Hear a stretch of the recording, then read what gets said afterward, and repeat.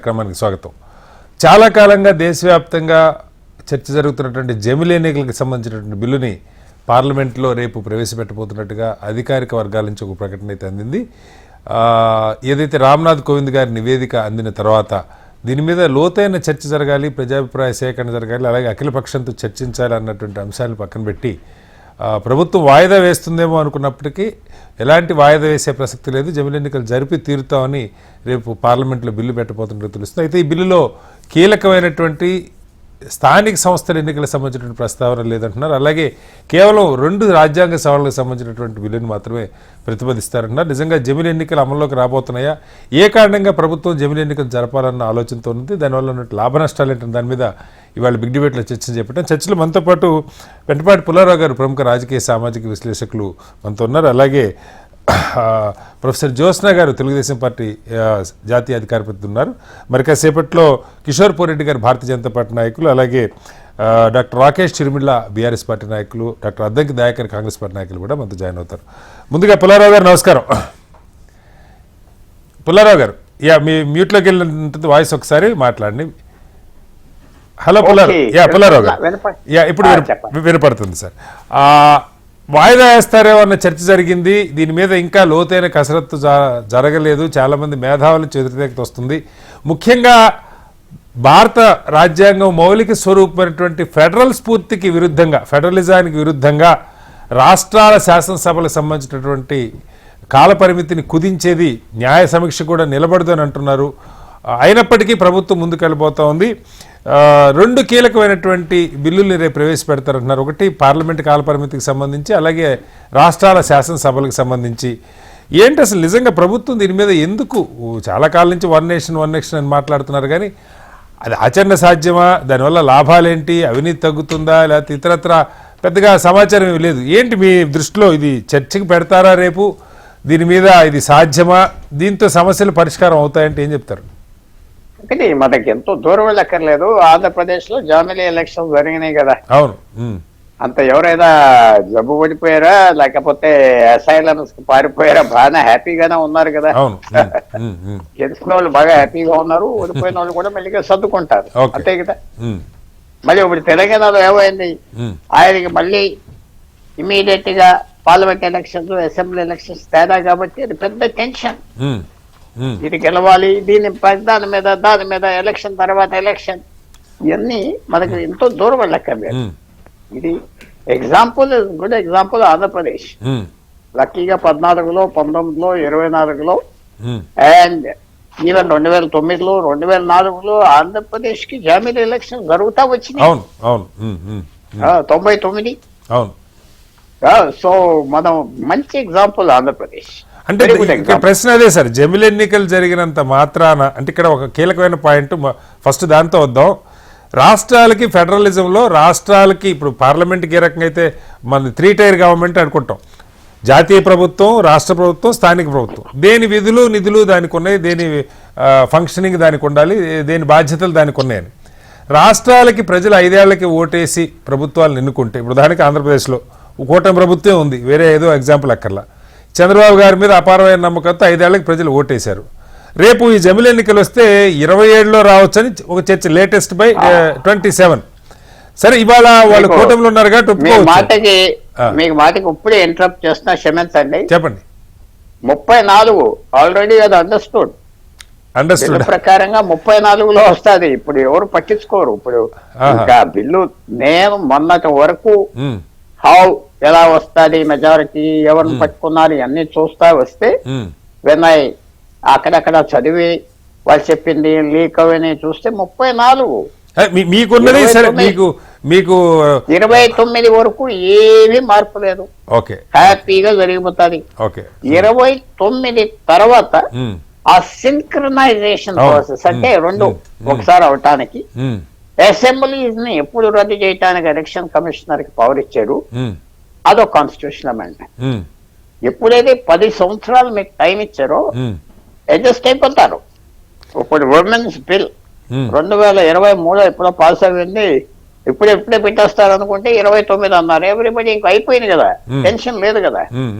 ఎప్పుడైతే ఆ time factor మీరు ట్యాకిల్ చేశారు, సాధారణంగా యాక్సెప్టబిలిటీ వచ్చేస్తారు. అంటే అసలు దానికి మనకి ఎప్పుడు పెడతారన్నది ఒక అంశం పక్కకు పెడితే, ఎప్పుడు జరిగిన మీరు 34 అన్నారు, నా దగ్గర అయితే మీకు ఏమంటారు విశ్వసనీయ వర్గాల దగ్గర నుంచి మీకు సమాచారం ఉండుండొచ్చు, కానీ బయట జరుగుతున్న చర్చ అయితే పుల్లారావు గారు మామూలుగా ఇప్పుడు వెంటనే సెన్సస్, ఆ తర్వాత డీలిమిటేషను, విమెన్ రిజర్వేషన్, ఈ 3 చేసుకొని 27కి అట్లా వెళ్తారని ఒక టాక్ అయితే నడుస్తుంది. అది నిజం అసలు ఎప్పుడన్నది కూడా ఇక్కడ మన చర్చలో కీలకం కాదు.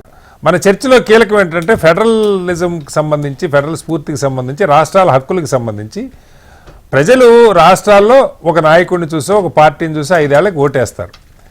దాన్ని వాళ్ళ మధ్యలో రద్దు చేసుకునే అధికారం మనకి వెస్ట్ మినిస్ట్రీ విధానంలో ఉన్నది. బ్రిటిష్ పార్లమెంటరీ సిస్టమ్ మనం తీసుకున్నాం. ఎప్పుడు కావాలంటే అప్పుడు సభ రద్దు చేసుకునే అధికారం ఉన్నది. లేదంటే పార్లమెంటు దాని ఇష్టం వచ్చినప్పుడు రద్దు చేసి, అలా వాజ్పేయి గారి హయాంలో 1 సంవత్సరం ముందుకు వచ్చారు వాళ్ళు, రద్దు చేసుకునే అధికారం వాళ్ళకి ఉన్నది. వాళ్ళు రద్దు చేసుకుంటేనేమో ఈ ఆటోమేటిక్గా అసెంబ్లీ రద్దు అవుతుంది. లేదు వీళ్ళు రద్దు చేసుకుంటే కొత్త ఎన్నికలు, కొత్తగా జరిగే ఎన్నికలు పార్లమెంటు కాలపరిమితి ముగిసేదాకే, సపోజ్ 3 ఏళ్ళకి ఒక రాష్ట్రం రద్దు చేసుకుంటే నెక్స్ట్ 2 ఇయర్స్కే ఉంటుంది. మళ్ళీ పార్లమెంట్ ఎలక్షన్ అప్పుడు విధిగా ఆ ఎలక్షన్ తెల్లాలంటాం. ఇది ఫెడరలిజానికి వ్యతిరేకం కాదంటే ఎలా అర్థం చేసుకోవాలి? ఈ మాటకు మళ్ళీ అర్థమొచ్చా. ఇప్పుడు హిస్టరీ పాత అంటే 25 సంవత్సరాల హిస్టరీ మీద వెళ్ళాలా, లేకపోతే ఫ్యూచర్ జరగబోయేది ఏమవుతుందో మీరు ఎండ్లెస్ పాసిబిలిటీ మీకు తెలియదు కాదు. ప్రాబబిలిటీస్ చూసుకుంటే 1,00,000 ప్రాబబిలిటీస్ చెప్పొచ్చు, కానీ ఆ పాసిబిలిటీస్ కాదు కదా. ఇప్పుడు గత 10 సంవత్సరాల్లో నాకు జ్ఞాపకం చేయొచ్చు, మన ఫ్రెండ్ ఎక్కడ రద్దు చేయలేదు. అసెంబ్లీ అన్ని పూర్తిగా చక్కగా చేసుకున్నారు. ఎక్సెప్ట్ కేసీఆర్ గారు, తెలంగాణలో కేసీఆర్ గారు వాలంటరీగా చేసుకున్నాడు పాపం. అదేదో అది ఆయనకి మంచి పని అవ్వలేదని తర్వాత అనుకున్నాను, కానీ చేసుకున్నాను. వాళ్ళు కూడా ఒప్పుకున్నారు అప్పుడు 4 years అని. ఒప్పుకోకూడదు, ఎలక్షన్ కమిషన్ ఒప్పుకోకూడదు. నీ ఇష్టం వచ్చినట్టుగా నువ్వు రద్దు చేయడానికి డబ్బు ఖర్చు అయిపోతుంది, అగ్రీ. అది తప్పు చేశాడు. అది కాకుండా ఎవరు సాధారణంగా ఎర్లీ పోల్స్ కి భారతదేశంలో వెళ్ళటం అలవాటు అవ్వలేదు. సో అది కూడా ఫెడరల్ అంటున్నారు మీరు. మెయిన్ థింగ్ ఫెడరల్ అంటే రాష్ట్రాలకి వాళ్ళు ఇష్టం వచ్చిన సమయం ఎలక్షన్ పెట్టుకోవటానికి, అంతే కదా మీరు అనేది? అంతేదా? పార్లమెంట్ తో పెట్టుకోవాలన్నా పుల్లారావు గారు రెండు పాయింట్లు. రాష్ట్రాలకి వాళ్ళ సభల్ని రద్దు చేసుకునే అధికారం ఉండాలా అక్కర్లేదా? రద్దు చేసుకుంటే ఎన్నికలు జరిగితే అది 5 ఏళ్ళకి జరగాల, లేదంటే ఆ మిగిలిన కాల పరిమితిగా జరగాలనేది ఒకటి. రెండవది, రాష్ట్రాలతో అసలు సంబంధం లేకుండా పార్లమెంటే కనుక ఒక 2 ఏళ్ల తర్వాత అక్కడ కూర్చున్న పెద్దలకి 2 ఏళ్ళకి రద్దు చేసుకోవాలనుకుంటే ఎన్నికైన అన్ని రాష్ట్ర ప్రభుత్వాలు రద్దు కావాల్సిందేనా? అవదు. ఈ 2 కూడా దీనిలో ఉన్నాయి సార్. అవదు. ఆ పార్లమెంట్ కి బ్యాలెన్స్ టర్మ్ కే చేస్తా. ఓకే, అంతే. సేమ్ లో ఇప్పుడు నేను కూడా కొద్దిగా మనకి అందరికి ప్రశ్నలు ఉంటాయి. అక్కడ కూర్చున్న వాళ్ళకి కూడా 18,000 పేజీలు ఏదో చదివినట్టుగా, ఎవరు చదివినట్టుగా మాజీ రాష్ట్రపతి I know very well, good man, 18,000 పేజీలు అటాచ్ చేసి పంపించారు.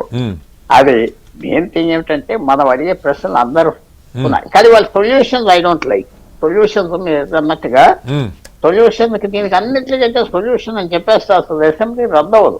5 సంవత్సరాలు ఫుల్గా ఎలా రన్ అవుతాడంటే ఆ యాంటీ డిఫెక్షన్ లోని ఆ 66%, 33% 10% తగ్గిస్తే హంగ్ అసెంబ్లీ వస్తే అసలు ఎప్పుడు రద్దు అవ్వదు.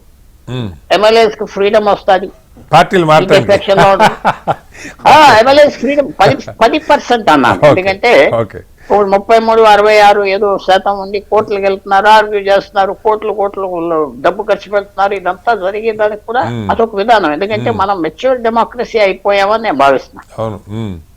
Mature democracy. ఎమ్మెల్యే ఎంపీ ఊరుకుని ఎవరో సూట్ కేసు ఇచ్చేయడం వారదు. ఎమ్మెల్యేలు కూడా చాలా తేలిగ్గా గెలిచిన తెల్లారే ఎక్కడ అధికారం ఉంటే అక్కడికి వెళ్ళిపోతున్నారు, చాలా మెచ్యూరిటీతో వ్యవహరిస్తున్నారు. మెచ్యూరిటీ అది కూడా ఎందుకంటే నేను చెప్తున్నా ఇక్కడ లాస్ట్ పాయింట్ మన ఫ్రెండ్స్ అందరూ వేస్ట్ చేస్తారు. అది కూడా ప్రధానమంత్రి ముఖ్యమంత్రి వాళ్ళు ఇచ్చే రిగార్డు ఇస్తున్నారా, ఇవ్వట్లేదమ్మా, మళ్ళీ నా మీద ఇంటికి ఇస్తలేదు అంటారు కదా, ఇస్తున్నారా ఎమ్మెల్యేస్ కి? ఉదాహరణ చెప్తా, ఉద్దవ్ ఠాకరే 2.5 సంవత్సరాలు కలవలేదు ఎమ్మెల్యేలు ఎలక్ట్ అవ్వాక. అందుకున్న 57 మందిలో 50 మంది కలవలేదు. గేటు దగ్గరికి రమ్మనేవారు, పొమ్మనేవారు సాయంకాలం అంతా అలా వెళ్ళిపోతారు. సో మన మోడీ గారు కూడా అందరినీ కలుస్తున్నాడని మన పోరెడ్డి గారు అంటారు. నాకు వేరే స్టోరీ ఉన్నది, అది విషయం. సో అందువల్ల మనం వచ్చింది ఏంటంటే వాళ్ళకి కూడా రెస్పెక్ట్ పెరగాలి. ఎమ్మెల్యేస్ అంటే ఆ చర్చ కాదు సార్ నా పాయింట్.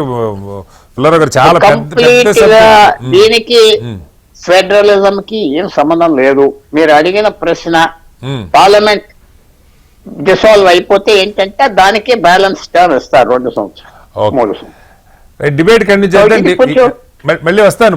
వరకు కొంత ఆలోచన డిబేట్ మనతో కిషోర్ పూరెడ్డి గారు భారతీయ జనతా పార్టీ నాయకులు, అలాగే డాక్టర్ రాకేష్ చిరుమిల్ గారు కూడా జాయిన్ అయ్యారు, అద్దెకి దేకర్ గారు కాంగ్రెస్ పార్టీ నాయకులు కూడా జాయిన్ అయ్యారు. ముందుగా జ్యోత్స్న గారు ఇది సరే, ఇప్పుడు పుల్లారావు గారికి ఏ సమాచారం ఉందో నాకు తెలియదు, 34, 39 అంటున్నారు ఆయన. బట్ మామూలుగా బయట జరుగుతున్న చర్చ ఒక 2-3 ఏళ్లలోనే పెడతారని. 10 ఏళ్ల తర్వాత రెడ్డి ఎవరో రాజు ఎవరు అధికారులు ఉంటారో మనకు తెలియదు. కానీ మామూలుగా దీనివల్ల నిజంగా గొప్ప అంశాలు మీకేమన్నా కానీ, మీరు కూటమి ప్రభుత్వంలో ఉన్నారు, గతంలో చంద్రబాబు గారు అసెంబ్లీ రద్దు చేసుకుని ఎన్నికలకు వెళ్ళారు, ఇక్కడ కేసీఆర్ గారు చేసుకుని వెళ్ళారు, ఎన్టీఆర్ గారు చాలాసార్లు ప్రయత్నాలు చేశారు. చాలా ప్రాంతీయ పార్టీలు ముఖ్యంగా అది మెజార్టీ లేక కొన్ని సందర్భాల్లో కావచ్చు, లేదంటే మెజార్టీ ఉన్నా కూడా ప్రజల నుంచి తొందరగా మ్యాండేట్ తీసుకోవాలని ఆలోచన కావచ్చు, పార్లమెంట్లు ముందస్తుకు వెళ్ళినాయి, రద్దు చేసుకొని అసెంబ్లీలు వెళ్ళినాయి. అది వాళ్ళకు ఉన్నటువంటి హక్కు. ఈ హక్కుని ఇప్పుడు తొలగించాల్సిన అవసరము లేదు. పార్లమెంటు ఏ రకంగా ఫంక్షన్ అయితే దాంతో అసెంబ్లీని సింక్రనైజ్ చేయాల్సిన పరిస్థితి. ఇది మరి పుల్లారావు గారు అయితే ఇది ఫెడరలిజానికి ఏమి ఇబ్బంది లేదు, 10 ఏళ్ళలో అందరూ సర్దుకుంటారు అన్నది సర్దుకోవడం సమస్య. నిజంగా ఫెడరలిజానికి ఇది ఇబ్బందికర. సపోజ్ 2027 వచ్చిందనుకోండి, హైపోథెటికల్ గానే అనుకుందాం, ప్రజలు మీకు 5 ఏళ్లకి మ్యాండేట్ ఇచ్చారు, మీరేమో 29 దాకా రాదని మీరు అంటున్నారు. జగన్మోహన్ రెడ్డి గారు 27కే వస్తున్నారు. ఆయన ఇప్పుడు అధికారులు లేని పార్టీలకి ఏంటంటే ముందు మంద చెదిరిపోకుండా చూసుకోవాల్సిన సమస్య వాళ్ళకు ఉన్నది. అది పక్క పెడితే ఓవరాల్గా తెలుగుదేశం చాలా సుదీర్ఘ రాజకీయ అనుభవం పార్టీ. చంద్రబాబు గారు జాతీయ రాజకీయాల్లో చాలా ఒక విజన్, నిజంగానే ఒక విజన్, అన్ని రకాలుగా విజన్ ఉన్నటువంటి నాయకులు. దీని గురించి ఏంటి లోతుగా అసలు ఏమన్నా చర్చ జరిగిందో, ఒక ప్రాంతీయ పార్టీకి ఏమనుకుంటున్నారు? సార్, మీకు ప్యానెల్లో ఉన్నటువంటి పెద్దలకి ప్రేక్షకులకి నమస్కారాలు. ఇప్పుడు ప్రతిదాన్ని ఒక నెగటివ్ యాంగిల్లో చూడడం కన్నా కూడా మీరు ఎందుకంటే తెలుగుదేశం పార్టీ అభిప్రాయం అడిగారు కాబట్టి నేను ఒక తెలుగుదేశం పార్టీ అధికార ప్రతినిధిగా ఒక మాట చెప్తాను. దాన్ని మన నెగటివ్ యాంగిల్లో చూడడం కన్నా కూడా అసలు ఈ ఆలోచన ఎందుకనేది ఒకసారి ఆలోచన చేయాలి సార్. ఈ ఆలోచన టైం కాదు ఇది. పెద్దలు పుల్లారావు గారు చెప్తారు, మిగతా పార్టీ ప్రతినిధులు అందరూ కూడా చెప్తారు. ఈ ఆలోచన ఫస్ట్ టైం 1 నేషన్ 1 ఎలక్షన్ అనేది it's long standing thought process అండి. అప్పటి నుంచో నడుస్తోంది. చాలా ప్రభుత్వాలు ఎలా అయితే విమెన్ రిజర్వేషన్ బిల్ ఒకటి ఉండింది, గుర్తుంది కదా సార్ మీకు? మేము తెచ్చేస్తామన్నారు, ఎవరూ తేలేదు. ఆఖరికి ఇవాళ రోజున ఎన్డీఏ ప్రభుత్వంలోనే అది అయిందా అవలేదా? భారతీయ జనతా పార్టీ అయింది కదా. సో అలా there are things that we go ahead with which are long stand pending అంటాం మేము వాటిని. దీని వెనక ప్రతి దానికి శ్రీనివాస్ గారు మీకు తెలుసు, ప్యానల్ లోని పెద్దలకి తెలుసు, ప్రతి దానికి ప్రోస్ అండ్ కాన్స్ ఉంటాయి. We have to debate on. అందుకనే కదా లోక్సభలో ఒక బిల్లు పెట్టేటప్పుడు దాని మీద డిబేట్ అనేటువంటి జరుగుతుంది కదా.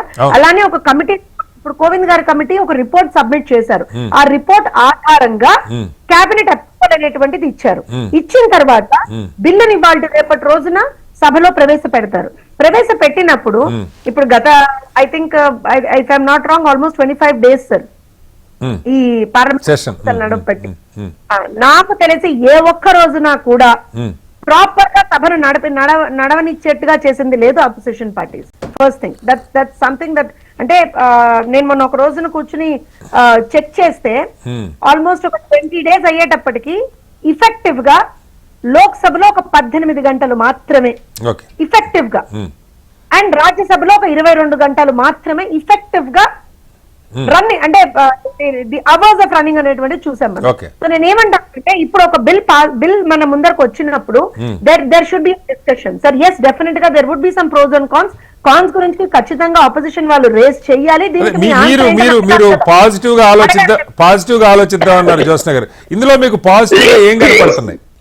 ఒకటి సార్, ఒకటి ఫస్ట్ అండ్ ఫార్మోస్ట్ థింగ్, ఒక సాధారణ సిటిజన్ గా ఇప్పుడు నేను ఒక మాట చెప్తాను. తెలంగాణ ఎగ్జాంపుల్ గా తీసుకుందాం. 2018లో ముందస్తు ఎన్నికలకు వెళ్ళారు. 2018 అక్టోబర్ లో ముందస్తు ఎన్నికలకు వెళ్ళారు. ఎందుకు వెళ్ళారు అంటే ఆ రోజు ఇవ్వలేదు. మీరు అన్నారు, చంద్రబాబు నాయుడు గారు కూడా వెళ్ళారు, ఎన్ రామారావు గారు, ఎస్, పార్టీలు వాళ్ళకి సంబంధించిన వాజ్పేయి గారు కూడా వెళ్ళినప్పుడు రీజనింగ్ ఇచ్చాను సార్. ఆ రోజు 2018లో ఎందుకు వెళ్ళాము అంటే ప్రాపర్ రీజనింగ్ లేదు, మేము అందరం కూడా దాని గురించి మాట్లాడాం. Anyways okay fine. 2018లో అసెంబ్లీ ఎన్నికలకు వెళ్ళారు. ఎన్నికలు అయిపోయినాయి, డిసెంబర్ లో రిజల్ట్స్ వచ్చాయి, డిసెంబర్ లో కొత్త ప్రభుత్వం వచ్చింది. మళ్ళీ వెంటనే 3-4 నెలలకు కూడా కాకుండానే మనకి పార్లమెంట్ ఎన్నికలు వచ్చాయి. Know about the election code sir. Election code అనేటువంటిది ఒకటి ఉంటుంది, మనందరికీ తెలిసినటువంటి విషయమే. తర్వాత ఆ పార్లమెంట్ ఎన్నికలు అయిపోయిన తర్వాత ఒక 6-7 నెలల్లో మళ్ళీ స్థానిక సంస్థల ఎన్నికలు వచ్చాయి. తర్వాత ఇంకో ఓవరాల్ గా ఇఫెక్టివ్ గా మన అంటే రాష్ట్రంలో ఉన్నటువంటి గవర్నెన్స్ నడవాలి, ప్రాపర్ గా నడవాలి అని అంటే మనకి చేతి వేళ మీద లెక్కెట్టుకునే రోజులు వస్తున్నాయి. First thing that is something, అంటే ఒక క్వశ్చనబుల్ పాయింట్. అది రెండో పాయింట్ ఏంటి, మోడల్ కోడ్, ఎలక్షన్ కోడ్ ఏంటి, ఏం ఆగుతాయి జ్యోత్స్న గారు, కొంచెం అది కూడా చెప్పండి, అందరూ వింటారు. సార్ ఇప్పుడు ఒక విషయం చెప్తాను. మీరు ఒక సంవత్సరం వేల మీద లెక్క పెట్టే రోజులే ప్రభుత్వాలు పనిచేసి, అంటే 5 సంవత్సరాల్లో 1800 పైగా రోజుల్లో. నేను ఏమంటున్నానంటే ఓవరాల్ గా when we see all this, we have been seeing all this sir. Overall గా ఈ ఎన్నికలంటే ఒక 3 నెలలు, ఆ ఎన్నికలంటే ఇంకో 3 నెలలు, ఆ ఎన్నికలంటే కాదు జ్యోత్స్న గారు, జార్ఖండ్ లో ఎన్నికలు జరిగితే ఆంధ్రప్రదేశ్ ప్రభుత్వానికి సంబంధం ఏంటి, లేకపోతే బీహార్ లో ఎన్నికలు జరిగితే తెలంగాణ ప్రభుత్వానికి సంబంధం ఏంటి? నేను ఒక చిన్న ఎగ్జాంపుల్, ఇందాక పుల్లారావు మాట చెప్పారు. 2014లో, 2019లో, 2024లో 3 సార్లు కూడా పక్కన ఉన్నటువంటి ఆంధ్రప్రదేశ్, అంటే ఆంధ్రప్రదేశ్ రాష్ట్రంలో, విభజిత ఆంధ్రప్రదేశ్ రాష్ట్రంలో మనకు ఒకటేసారి పార్లమెంటు అసెంబ్లీ ఎన్నికలు జరిగాయి. ఏమన్నా మిన్ను తీసి కింద పడిపోయిందా సార్? జరిగితే మిన్ను వీరి కింద పడదంటలేదు, జరగకపోయినా మిన్ను వీరి కింద పడదు కదా. అదే అసలు దాన్ని ఫస్ట్ బూచిగా చూపించడం ఎందుకు కాదు, మీకు లాభం కాదు జ్యోత్స్న గారు. దీనిలో ప్రత్యేకంగా ఇదిగో అవినీతి కాదు జ్యోత్స్న గారు, నా ప్రశ్నలు అడుగుతున్నా మిమ్మల్ని. ఇందులో దీనివల్ల అవినీతి తగ్గుతుంది, లేకపోతే దీనివల్ల ఎన్నికల్లో పార్టీలు పెట్టే ఖర్చు తగ్గుతుంది, ఓట్లు కొనటం తగ్గుతుంది, 100 కోట్లు అభ్యర్థి ఖర్చు పెట్టాల్సిన అవసరం లేదు, అదొక పాయింట్. లేదు ఇంకేదైనా పెద్ద లాభాలు ఉన్నాయంటే, ఇప్పుడు పార్లమెంట్ రద్దు చేసుకోకుండా ఉంటారు, అసెంబ్లీ రద్దు చేసుకోకుండా ఉంటారని మనకి ఎక్కడ రూల్ ఉందా? వాళ్ళ హక్కుల్ని తెగనరకడం తప్పితే తెగనరకడం అని ఒక్క నిమిషం సార్. నేను ఏమంటానంటే it is a proposal and change అంటాను నేను. ఎలా అయితే మనం అమెండ్మెంట్స్ తీసుకుంటూ వస్తామో according to the dynamics, political dynamics and the state dynamics, central dynamics మనం చేంజ్ చేసుకుంటూ వస్తాము.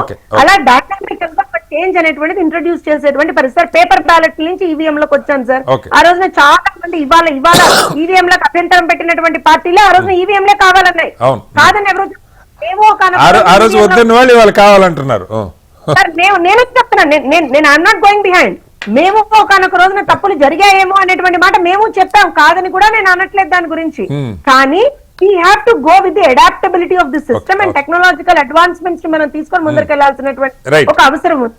యాజ్ ఎ కంట్రీగా మనకున్నటువంటి డైనామిక్స్ ప్రకారంగా, మనకున్నటువంటి డెమోగ్రాఫిక్ డైనామిక్స్ ప్రకారంగా it is better if we have one nation one election అనేటువంటిది ఒక రిమోట్ కమిటీ మనకి ఒక కమిటీ ఇచ్చినటువంటి రిమోట్ చెప్తోంది సార్. లేదు మీలాంటి పెద్దలో, లేకపోతే పుల్లారావు గారు లాంటి పెద్దలో, లేకపోతే మా దాకరణ లాంటి ఆపోజిషన్ పార్టీస్ ఏమన్నా కాదమ్మా ఇట్లా కాదు ఇంకోటి ఉన్నది అని చెప్తే వింటాం కదా. దీని మీద లోతుగా చర్చ జరగాలి, మనం చర్చిస్తూ కూడా. అందుకే జ్యోత్స్న గారు మళ్ళీ వస్తారు మీ దగ్గరికి. రాకేష్ గారు, మీరు విన్నారు, సరే తెలుగుదేశం రద్దు చేస్తే దానికి కారణాలు ఉన్నాయి, ప్రజలకు వివరణ ఇచ్చా, లేదా ఇంకొకటి రద్దు చేస్తే వివరణ ఇచ్చాం, వాజ్పేయి గారు రద్దు చేస్తే వివరణ. కానీ సరే బీఆర్ఎస్ నేను రద్దు చేయటం రైటా రాంగా, మీరేం వివరణ ఇస్తున్నారు, ప్రజలు రద్దు చేసిన ప్రతి సందర్భంలో ఓట్లు వేస్తున్నారా లేదా, అది కూడా నా చర్చ కాదు. కానీ అసలు ఆ హక్కు పార్టీలకు ఉండాలా అక్కర్లేదా? ఒక ఎన్నికైనటువంటి ప్రభుత్వానికి సభని రద్దు చేసుకొని మళ్ళీ ప్రజల మ్యాండేట్ కోరే హక్కు ఇప్పుడుండే వ్యవస్థలో సరే 39లో ఉంటుందా, అది వేరే చర్చ. బట్ ఎప్పుడున్నా సరే ఆ హక్కు వాళ్ళకు ఉండాలా, తీసేయాలా? ఒక ప్రాంతీయ పార్టీకి ఏం చెప్తారు? సార్ ఫస్ట్ ఆఫ్ ఆల్ అంటే ఇప్పుడు మనం మాట్లాడుతున్నటువంటి జమిలీ ఎలక్షన్ల గురించి ఏదైతే సబ్జెక్ట్ ఉందో, సరే ప్రాంతీయ పార్టీలకు ఏ హక్కులు ఉండాలి, ఏ విధంగా ఉండాలనేది ఒక అంశం అయితే, ఇప్పుడు ఏదైతే చర్చ జరుగుతుందో అంటే మనకు దాదాపుగా 1971 వరకు జమిలీ ఎలక్షన్ 67 జరిగిన తర్వాత 71కు 1 ఇయర్ అడ్వాన్స్ వెళ్ళారు. బంగ్లా వార్తలు ఇవాళ విజయ్ దివస్, బంగ్లాదేశ్ ఫ్రీడమ్ వచ్చిన రోజు. ఆ వార తర్వాత ఇందిరాగాంధీ గారు విజయ్ దివస్కి వెళ్ళారు. విజయ్ దివస్ తర్వాత ఈరోజు 71లో మళ్ళీ ఎలక్షన్లు పెట్టి అబ్జల్యూట్ మెజారిటీతో గెలిచారు. ఆ తర్వాత 1975లో ఎప్పుడైతే ఎమర్జెన్సీ వచ్చిందో భారతదేశంలో, ఆ తర్వాత ఎలక్షన్లు అన్నీ కూడా 78 తర్వాత మనకు 80లో అయినాయి. 80ది 82 వరకు ఉంది. 82 తర్వాత మళ్ళీ ఇందిరాగాంధీ రావడం జరిగింది. ఇవన్నీ ఒక మార్పులు చేర్పులు జరిగాయి. ఆ తర్వాత ఇక్కడ టీడీపీ ప్రభుత్వం రావడం, అది కూలిపోవడం, ఇవన్నీ చాలా జరిగాయి. ఇప్పుడు ప్రధానంగా ఇక్కడ అనేది ఏంటంటే ఈ విధి విధానాలు అనేటి 18,000 పేజీలు అని పుల్లారావు గారు చెప్తారు. అంటే మనకు చూసిన మీడియా ద్వారా అసలు ఏంది, ఫస్ట్ ఈ ఎలక్షన్ల గురించి కానీ, భారతదేశంలో ఉన్నటువంటి డెమోక్రసీ గురించి కానీ, ఈ రోజు ఉన్నటువంటి కాన్స్టిట్యూషన్ మనం ఫాలో అవుతున్నామా, లేకపోతే దాన్ని ఏమైనా మారుస్తున్నామా, నెంబర్ 1. నెంబర్ 2, మనకు జనరల్గా యూపీ ఎలక్షన్లు జరిగితేనే మనం 11 విడతలు 12 విడతలు జరుపుతాం. 7 విడతలు పార్లమెంట్ ఎలక్షన్ 13 విడతలు 7 విడతల్లో జరుపుకున్నాం. ఒకటైతే ఈవీఎంలు అన్ని సఫిషియెంట్గా ఉన్నాయా, ఆ చర్చలోకి వద్దాం. అది అసాధ్యం అసాధ్యం వద్దాం. ముందు మనకి మీ హక్కుల సంగతిని అడుగుతోంది. రాష్ట్రాల పార్టీల ప్రాంతీయ పార్టీలే కదా, ఈవెన్ జాతీయ పార్టీ అని కావాలంటే రద్దు చేసుకోవచ్చు. రద్దు చేసుకున్న తర్వాత మళ్ళీ జమిలీకి పోవాలంటే మిగిలిన పీరియడే అంటున్నారు కదా. అదే దాని మీద నేను అడుగుతున్నది. అదే నేను ఏమంటున్నా అంటే అది ఏ పీరియడ్ ఏంది అనేది ఇంకా క్లారిటీ రాలేదు. ఇంకోటి ఏంటంటే బిల్లు సమగ్రంగా పార్లమెంట్కి వచ్చే ముందు మళ్ళీ అది వెనక్కిపోయినటువంటి పరిస్థితి. కాబట్టి బిల్లు సమగ్రంగా మనం రాకుండా దాని గురించి అంటే చర్చ జరిగినా కానీ ఒకటి దాని మన మీద మనకు క్లారిటీ ఉండదు. నెంబర్ 1. నెంబర్ 2 వచ్చేసి నేను ఏమంటున్నా, ఒకవేళ చర్చ జరిగితే ఇంతకు ముందు అక్కడన్నట్టుగా 2018 నుంచి 19 వరకు ఏం జరిగింది తెలంగాణలో అంటే 2018-19 ఎలక్షన్లు జరగగానే వెంటనే కేసీఆర్ గారు ముఖ్యమంత్రి కాదు ముఖ్యమంత్రి అయిన వెంటనే సర్పంచ్ ఎలక్షన్లకు వెళ్ళాం. ఆ తర్వాత ఎంపీటీసీ జెడ్పీటీసీ ఎలక్షన్లు కూడా పెట్టుకున్నాం. ఆ తర్వాత ఒక 6 months 9 months ప్యానల్ టైం పీరియడ్లో మొత్తం అన్ని ఎలక్షన్లు మున్సిపల్ ఎలక్షన్లు కూడా పెట్టుకోవాలి. ఇక్కడే ఒకటి ఇందాక జ్యోత్స్న గారు చాలా ఒక స్టేట్మెంట్ 5 ఏళ్ల పీరియడ్లో పనిచేసే రోజులు వేల మీద లెక్క పెట్టే రోజులు అన్నారు. నా ప్రశ్న ఏంటంటే మీరు ఎన్నికయ్యారు, ఎన్నికైన తర్వాత కేసీఆర్ గారు కొన్ని పథకాలు ప్రవేశపెట్టారు అనుకోండి. ఎన్నికలు రాగానే ఉదాహరణకు మీరు రైతు భరోసా మొదలు పెట్టారు, రైతు బంధు 18లో మీరు ఎన్నికలకు వెళ్ళారు. రైతు బంధు ఆపేయాల్సి వచ్చిందా? లేదు. మరి ఏం తేడా వస్తుంది? పథకాలు ఆపాల్సిన అవసరం లేదు, ఆర్థిక వ్యవస్థ ఏమి ఆగిపోదు, ఏం తేడా వస్తుంది? మోడల్ కోడ్ ఆఫ్ కండక్ట్ అంటే మోడల్ కోడ్ ఆఫ్ కండక్ట్ వచ్చినప్పుడు అంటే జనరల్ గా ఒక ఎలక్షన్ కోడ్ ఆఫ్ కండక్ట్ ఎన్ని రోజులు ఉంటుంది మొత్తం? Depends on election. సుమారుగా 40-45 రోజులు సార్. ఇప్పుడు ఫర్ సపోజ్ మనకు పార్లమెంట్ ఎలక్షన్లు వచ్చినాయి, మీరు అన్నట్టు 13 విడతలు మనకు జరిగింది, 7 విడతలు యూపీ ఎలక్షన్ 7 విడతలు సార్. ఇది కూడా పార్లమెంట్ ఎలక్షన్ జరిగినప్పుడు 2 నెలలు 3 నెలలు అనుకోండి, 3 to 5 months ఉంటుంది సార్. 5 months ఉన్న పీరియడ్ లో మనం ఏ నిర్ణయం కూడా ప్రభుత్వంగా ఆర్థిక పరమైనటువంటి నిర్ణయాలు తీసుకోవాలి. కొత్త నిర్ణయాలు తీసుకోలే, పాత నిర్ణయాలకు ఫండ్ ఇవ్వలేదు. మీకు దానికి చిన్న ఎగ్జాంపుల్ చెప్తాను. రైతు భరోసా, రైతు బంధు కావాల్సినటువంటి నిధులు ఆల్రెడీ డిసెంబర్లో ఆర్థిక శాఖ దగ్గర జమ చేసి పెట్టాం. అవి రిలీజ్ చేయాలి. అప్పుడు ప్రతిపక్షంగా ఉన్నటువంటి కాంగ్రెస్ పార్టీలో వాళ్ళంతా కూడా ఎలక్షన్ కమిషన్ దగ్గరికి వెళ్ళారు, కోర్టుకి వెళ్ళారు, వాటిని ఆపారు.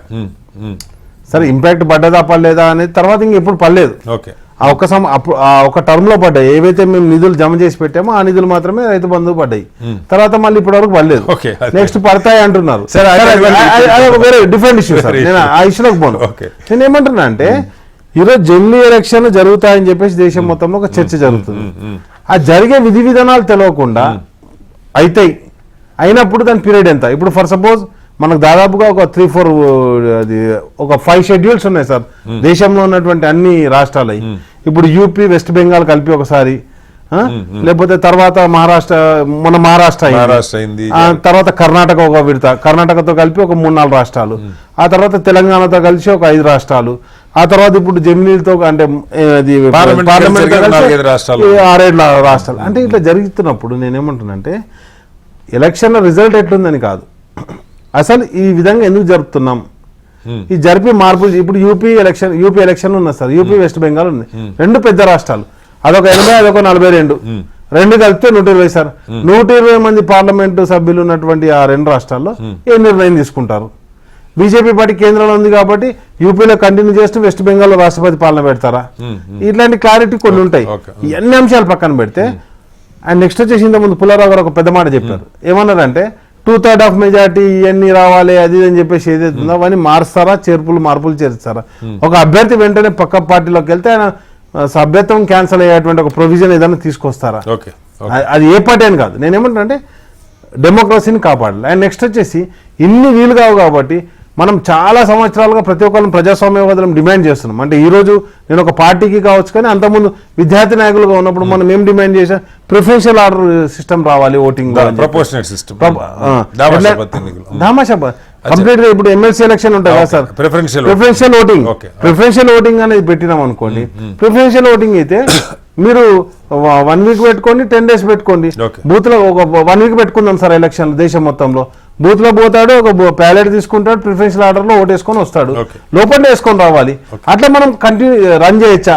ఎందుకంటే డెమోక్రసీని ప్రొటెక్షన్ చేయాలంటే ఓ రోజు ఉన్నప్పుడు ఆ రోజు ఉన్నటువంటి పాపులేషన్ కి ఈ రోజు ఉన్నటువంటి పాపులేషన్ చాలా డిఫరెన్స్ వచ్చేసి, ఆ రోజు దేశం మొత్తంలో 2 party సిస్టమ్ ఉంది సార్. ఎప్పుడైతే అది మన కాన్స్టిట్యూషన్, ఇప్పుడు కాన్స్టిట్యూషనల్ డే చేసుకుంటున్నాం, నేనేమంటా రీజనల్ పార్టీ లేవు ఆ రోజుల్లో లేవు. ఈ రోజు అప్పుడు ఉంటే కాంగ్రెస్ పార్టీ, కమ్యూనిస్ట్ పార్టీ రెండే ఉండే, కానీ ఈరోజు రీజనల్ పార్టీలు చాలా వచ్చేసినాయి. వచ్చేసినప్పుడు మనం ఏ విధంగా పోతాం ముందరికి? కమ్యూనిస్ట్ పార్టీ కూడా 2గా విడిపోయింది. కాబట్టి ఈ ప్రిఫరెన్షియల్ ఆర్డర్ ఓటింగ్ ఏమన్నా దీనిలో ప్రపోజల్ పెడతారా, ఇవన్నీ కూడా మనం చూడాలి సార్. దయాకర్ గారు, సరే ఇప్పుడు రాకేష్ గారు ఎన్నికల్లో చాలా ప్రిఫరెన్షియల్ ఓటింగ్ అనుకోండి, దామాషా పత్ అనుకోండి, లేదా ముఖ్యమంత్రికి ప్రత్యక్ష ఎన్నిక అనుకోండి, ఎన్నికల సంస్కరణలో దశాబ్దాలుగా చాలా మంది మేధావులు చాలా అంశాలు చెప్తా ఉన్నారు. కానీ నాకు తెలిసి నేను కొన్ని దశాబ్దాలుగా నేను కూడా ఏదో కొద్ది గొప్ప రాజకీయాలు ఫాలో అవుతున్నారు, కానీ కంటెక్ట్ చేశారు ఈ ఒకే దేశం ఒకే ఎన్నిక ఆ చర్చ 2014 తర్వాత బీజేపీ చాలా బలంగా దాన్ని ఒక అంశంగా తీసుకొచ్చారు. ఇవాళ రేపు పార్లమెంట్ ముందుకు రాబోతున్న పరిస్థితి. దీనివల్ల పెద్దగా వసగూరేటువంటి ప్రయోజనాలు కానీ, వనగూరే ప్రయోజనాలు కానీ, లేకపోతే రాష్ట్రాల హక్కుల్ని హరించటం, రాష్ట్రాల్లో ఎన్నికైన ప్రభుత్వాల హక్కుల్ని కానీ, ప్రధానంగా నా చర్చ ఫస్ట్ రౌండ్లో ఈ ఫెడరల్ స్ఫూర్తికి ఇది ఏమన్నా విరుద్ధమా? కాంగ్రెస్ పార్టీ ఎలా చూస్తుంది? గుడ్ ఈవినింగ్ పటారి గారు, పెద్దలు పుల్లారావు గారికి, సోదరి ఇతర పెద్దలకు అందరికి కూడా. ఒక్కటేందంటే, ఒక పని మనం చేస్తున్నాము అనంటే దానికి ఒక లక్ష్యం ఉంటది. రేపు బిల్లులో లక్ష్యం ఏంది అనేది పెడతారు. ఇప్పటి వరకు వాళ్ళు లక్ష్యాల గురించి చర్చ లేదు. బయట ఏం జరుగుతుంది చర్చ అంటే, ఒకేసారి ఎన్నిక జరిగితే బహుళ ప్రయోజనాలు ఉన్నాయి కదా అనే ఒక ఆలోచన. అది 1956 లో జరిగినాయి, తర్వాత 61 లో జరగడానికి అవకాశం వచ్చింది, దాని నుంచి కొంచెం డిఫర్ అయింది. సో ప్రజాస్వామ్యం అనేది ఎలా మంచిగా పరిడవిల్లాలంటే ఒకే దేశంలో ఒకేసారి ఎన్నిక జరగాలనే దాని దగ్గర ఒక సమాచారం క్రోధి చేసిండ్రు. అది మంచిదనే ఆలోచన వాళ్ళు భాజపా మిత్రులు చేస్తున్నారు. నేనేమంటున్నా అంటే, ఒకే దేశం ఒకే ఎన్నిక అనేది ఒకేసారిగా ఇంకా బహుళ సార్లు ఉంటుందా? అది 2007 ఎంత చక్కగా చెప్తుంటే ఏంటో అనుకున్నాను మొత్తం. అంటే దేశం ఒకే ఎన్నిక ఒకేసారి బాగుంది, ఒకేసారా లేకపోతే ఇంకేమన్నా ఉంటుందా అనేది నాకు డౌట్. రైట్, కొంతవరకు కరెక్ట్. ఎందుకంటే అరబ్ దేశాల్లో ఎలక్షన్ అయిపోయాక మళ్ళీ ఎలక్షన్ పెట్టలేదు, ఎందుకంటే ఒకసారి అయిపోయింది కదా అన్నారు. అంతే. చెప్పండి. నేనేమంటున్నా అంటే, నా అవగాహన ఇది పార్టీనేమో ఇది ఫెడరల్ స్ట్రక్చర్ కు విఘాతం కలిగిస్తుంది. భాజపా తను అంటే రాజకీయ గుత్తాధిపత్యం కొరకు చేస్తున్నదని మా జయరాం రమేష్ గారి నుంచి మొదలు పెడితే ఒక 4 pages లేక గతంలో రామ్నాథ్ కోవింద్ గారి కమిటీకి వాళ్ళు రాసింది. జమిలీ ఎన్నిక అనేది అన్ని ఎన్నికలు ఒకేసారి జరగడానిక, అసలు ఎన్నికలే జరగకుండా చేయడానికి అని డౌట్ నాకు. ఎందుకంటే ఇప్పుడు వాళ్ళ ప్రెసిడెన్షియల్ ఫార్మ్ ఆఫ్ డెమోక్రసీ అంటే ఇష్టం బాగా, ఏది మోదీ గారి పార్టీకి, మోదీ గారి స్ఫూర్తి కేంద్రానికి. అసలు ఈ ఎన్నికలేందా, రాజులాగా ఒకడు ఉంటే అయిపోయేదానికి ఏంది పంచాయతీ? ఓ 2-3 మంచి వ్యాపారస్తులు ఉంటే వ్యాపారాన్ని మొత్తం వాళ్ళు చూసుకుంటారు కదా. మతం ఒకటి ఉంటే అయిపోయే కదా దేశానికి, ఎందుకు ఇవన్నీ? ఇది యూనిటీ ఇన్ డివర్సిటీ అనే దానికే ఇది టార్గెటెడ్ గా జరుగుతున్న కాన్సెప్ట్ ఇది. రేపు ప్రాంతీయ పార్టీల అస్తిత్వం ప్రమాదంలో పడుతుందా, ప్రాంతీయ పార్టీల అస్తిత్వంతో పాటు జాతీయ పార్టీ అయిన కాంగ్రెస్ పార్టీ లక్ష్యంగా చేసి జరుగుతుందా అనేది కార్యాచరణలో తెలుస్తుంది వాళ్ళు. ఎందుకంటే బీజేపీ ఎప్పుడు కూడా చెప్పి చెయ్యదు. 370 అప్పుడు మీరు చూసిన, నేను అప్పుడు HMTVలోనే ఉన్నా, 370 ఆర్టికల్ అయిన రోజు అసలు కాశ్మీర్ లో పచ్చని పొలాలు, హైరైజ్ బిల్డింగ్స్, మెట్రో ట్రైన్స్, మొత్తం ఇంద్రజాలం చూపించిండ్రు. అసలు కాశ్మీర్ అనేది 370తోనే అసలు ఏంద 3 రాష్ట్రాలు అయిపోతుంది, దాని లెక్కే మారిపోతుంది అన్నారు. సీన్ కట్ చేస్తే ఇప్పుడు జమ్మూ కాశ్మీర్ లో అదే ప్రాంతీయవాదం ఉంది, అదే POK ఉంది, అదే పాక్ ఆక్యుపైడ్ చైనా అది కూడా ఉంది, ఎంత చైనా ఆక్యుపైడ్ కాశ్మీర్ కూడా ఉంది, COK కూడా ఉంది. ఇక్కడ నేను అంటున్నది ఏంటంటే జమిలీ ఎలక్షన్ అనేది ఒకసారి ఎన్నిక జరిగిన తర్వాత ఒకటి ప్రధానమైన అంశం, ఒక రాష్ట్రంలో రాజకీయ సంక్షోభం వస్తుంది. రాజకీయ సంక్షోభం వచ్చినప్పుడు రాజ్యాంగం ఏం ఇనిషియేట్ చేస్తుంది? రాష్ట్రపతి పాలన ఇనిషియేట్ చేస్తుంది. రాష్ట్రపతి పాలన ఇనిషియేట్ చేస్తే ఇండైరెక్ట్ గా ఏంది? గవర్నరే కదా. అక్కడ వాళ్ళ ప్రభుత్వం ఉంటది. ఇప్పుడు 13 రాష్ట్రాల్లో బీజేపీ ప్రభుత్వం ఉంది, ఒక 4-5 రాష్ట్రాల్లో బీజేపీ అలీడ్ గవర్నమెంట్ ఉంది, అంటే NDA గవర్నమెంట్. రేపు ఒక్కటి గనక ఒక జంక్చర్ కొంచెం అటు గనక దాటి వచ్చే ఎన్నికల్లో వాళ్ళు టార్గెట్ ఒక 400 అనేది కనుక వాళ్ళు రీచ్ అయితే, ఈసారి కాంగ్రెస్ ను కొంచెం కట్టడి చేస్తే, 3వసారి యాంటీ ఇన్కంబెన్సీ ఎస్టాబ్లిష్ అయినా వాళ్ళను దాటే స్థితిలో లేదు. ఇంతెందుకు చంద్రబాబు గారు, నితీష్ కుమార్ గారు బిర్రువ కళ్ళు గుడ్లు బెదిరిస్తే NDA తెల్లగిల్లేస్తారు. కానీ వాళ్ళు కొన్ని ప్రయోజనాలు, ఇప్పుడు ఆంధ్రప్రదేశ్ బాగుపడాలంటే మేము జాతీయ ప్రభుత్వంతో కలిసి ఉండాలి, బీహార్ బాగుపడాలంటే మేము వాళ్ళతో కలిసి ఉండాలి, కానీ పొత్తు ధర్మం కూడా దాంట్లో ఉంది. రేపటి రోజున వాళ్ళతో కూడా అవసరం లేని ఒక బలమైన కేంద్రాన్ని గనక ఏర్పాటు చేసుకుంటే బలహీనమైన సామంత రాజ్యాలుగా ఉన్న రాష్ట్రాలను తయారు చేసుకునే ఎత్తుగడ దీంట్లో ఉంది. ఇప్పటికీ మీరు క్రమేపీ ఒకటి సామాజిక గుత్తాధిపత్యం, అవునన్నా కాదన్నా మనం పోలరైజేషన్, హిందూ పోలరైజేషన్ ని తీసుకురాగలిగిండ్రు. ఆర్థిక గుత్తాధిపత్యం, మోదీ చేతిలో ఉన్న 2-3 దేశాన్ని, ప్రపంచంలో ఉన్న వ్యాపారాన్ని అంతా కూడా భారతదేశంలో కంట్రోల్ చేసే స్థితికి వచ్చిండ్రు. ఇక బీజేపీ అనే ఒక సంస్థ ఈ దేశాన్ని రాజకీయ గుత్తాధిపత్యం చేసుకుంటే కింద కాంగ్రెస్ పార్టీ అయితే దీన్ని సరే, మీరు ఒకే దేశం ఒకే ఎన్నిక ఒకేసారి నినాదం బాగుంది, కానీ జాతీయ రేపు పార్లమెంట్ లో ప్రధానంగా ఏ అంశాల మీద మీరు అబ్జెక్ట్ చేయబోతా ఉన్నారు? ఇదే ఇప్పుడు ఫెడరల్ స్ట్రక్చర్ లో రాష్ట్రాలకు, ఫర్ ఎగ్జాంపుల్ ఒక 5-6 రాష్ట్రాలు జోన్ 2 లో ఉంటాయి. వీళ్ళ ఎన్నికని ఏ విధంగా చూస్తారు? తక్కువ కాలం ఉన్న వాళ్ళని స్క్వాష్ చేసి దీంట్లో కలుపుతారట, ఎక్కువ కాలం ఉన్న వాళ్ళని వెనక గుంచుతారట. ఇది నీకెవరిచ్చిర్రు అధికారం? రెండవది, దాంట్లో ఇప్పుడు ఆర్టికల్ 6 నుంచి మొదలు పెడితే ఒక 5-6 మేజర్ ఆర్టికల్ ని సవరించాలి. దానికి సాధారణ మెజారిటీ కావాలి, కొన్ని 1/5 ఏదేదో ఉన్నాయి, దాంట్లో ఒక్కొక్క దానికి ఒక్కొక్క తరహా ఉంది. అసలు ఇవంతా గజిబిజి చేస్తున్నారు. దీంట్లో నేను ఒక మాట అంటా, మనకి ఎన్నికల సంస్కరణలు అవసరమే. ఇది జమిలీ ఎన్నికల సంస్కరణలకు ఉపయోగపడేదా? పోనీ ఇక్కడ మహిళా రిజర్వేషన్లకు సంబంధించిన అంశం ఉంది, దానికి సంబంధించి ఏమైనా మేలు జరుగుతుందా? లేదు. రేపు డీలిమిటేషన్ యాక్టివేట్ కావాలి, దానికి సంబంధించి ఏమైనా ఉందా? లేదు. రేపు దేశం మొత్తాన కూడా జరుగుతున్న ఈ ఏవైతే ఎన్నికల ఏమంటారు విధానాల్లో వివిధ ప్రాంతాల్లో జరుగుతున్న కుల, మత, ప్రాంతీయ భేదాలకు సంబంధించి ఏమైనా ఎరాడికేట్ చేస్తుందా అంటే అది కాదు. ఒక సామాన్య అంశము, రాజకీయ ప్రయోజనం భాజపాకు ఉండేదాన్ని అన్ని రాజకీయ పక్షాలకు పూసి ఈ రోజు దేశాన్ని మళ్ళీ ఆర్టికల్ 370 అప్పుడు దాన్ని జమ్మూ కాశ్మీర్ ఇష్యూ ఎట్లా చేసిన అట్లా కాకుండా ఉండాల్సిన అవసరం ఉంది. ఈ బిల్లు పెట్టిన తర్వాత మీకే లాభం కదా. జమ్మూ కాశ్మీర్ సార్, కాంగ్రెస్ కు లాభమా బీజేపీకి లాభమా కాదు, ప్రజలకు లాభం జరగాలి. మనం ప్రజల మనసులో ప్రజల కోసం ఉండాల్సిన వాళ్ళం, మన కొరకు ఉండాల్సిన వాళ్ళం కాదు. దయాకర్ గారు మళ్ళీ వస్తారు ఒకసారి. కిషోర్ గారు, ఇందాక దయాకర్ గారు స్టార్టింగ్ లో ఒక మంచి మాట, సరే ఆయన సెటైరిక్ గా చెప్పుండొచ్చు, కానీ ఒకేసారి ఎన్నిక అన్నది అంశం పక్క పెడితే బ్యూటిఫుల్ పాయింట్. అసలు లక్ష్యం ఏంటి అన్నది మోడీ గారు అయితే ఇందిరాగాంధీ గారు కాదు. కానీ ఎనీవే, ముందుగా శ్రీనివాస్ గారు మీకు, అట్లాగే పుల్లారావు గారికి, ప్రొఫెసర్ జోష్నా గారికి, అద్దంకి దయాకర్ గారికి, డాక్టర్ రాకేష్ చిరుమల గారికి, మన HMT ప్రేక్షకులందరికీ నమస్కారం. అంటే ముందు స్టేట్మెంట్ ఏంటంటే, మోడీ గారు ఇందిరాగాంధీ గారు కాదు. ఇందిరాగాంధీ గారు ఎలక్షన్స్ని బ్యానిష్ చేశారు, పుల్లారావు గారు చెప్పగలరు. ఎమర్జెన్సీ విధించిన తర్వాత పార్లమెంట్ది ఇక 5 సంవత్సరాలకి ఎన్నికైంది, 6 సంవత్సరాలు, 7 సంవత్సరాలు, 8 సంవత్సరాలు. ఇంత లోపల వారు డిసైడ్ చేసుకున్నారు మళ్ళీ ఎలక్షన్లోకి వెళ్దాము, వాతావరణం బాగున్నట్టుంది, మనమే గెలిచేటట్లున్నాము అని చెప్పి వారు డిసైడ్ చేసుకుంటే మనందరికీ ఎలక్షన్స్ వచ్చాయి. వారు డిసైడ్ చేసుకోకపోతే వారు బ్రతుకున్నంత కాలం కూడా వారే ప్రధానమంత్రి ఉండేవారు.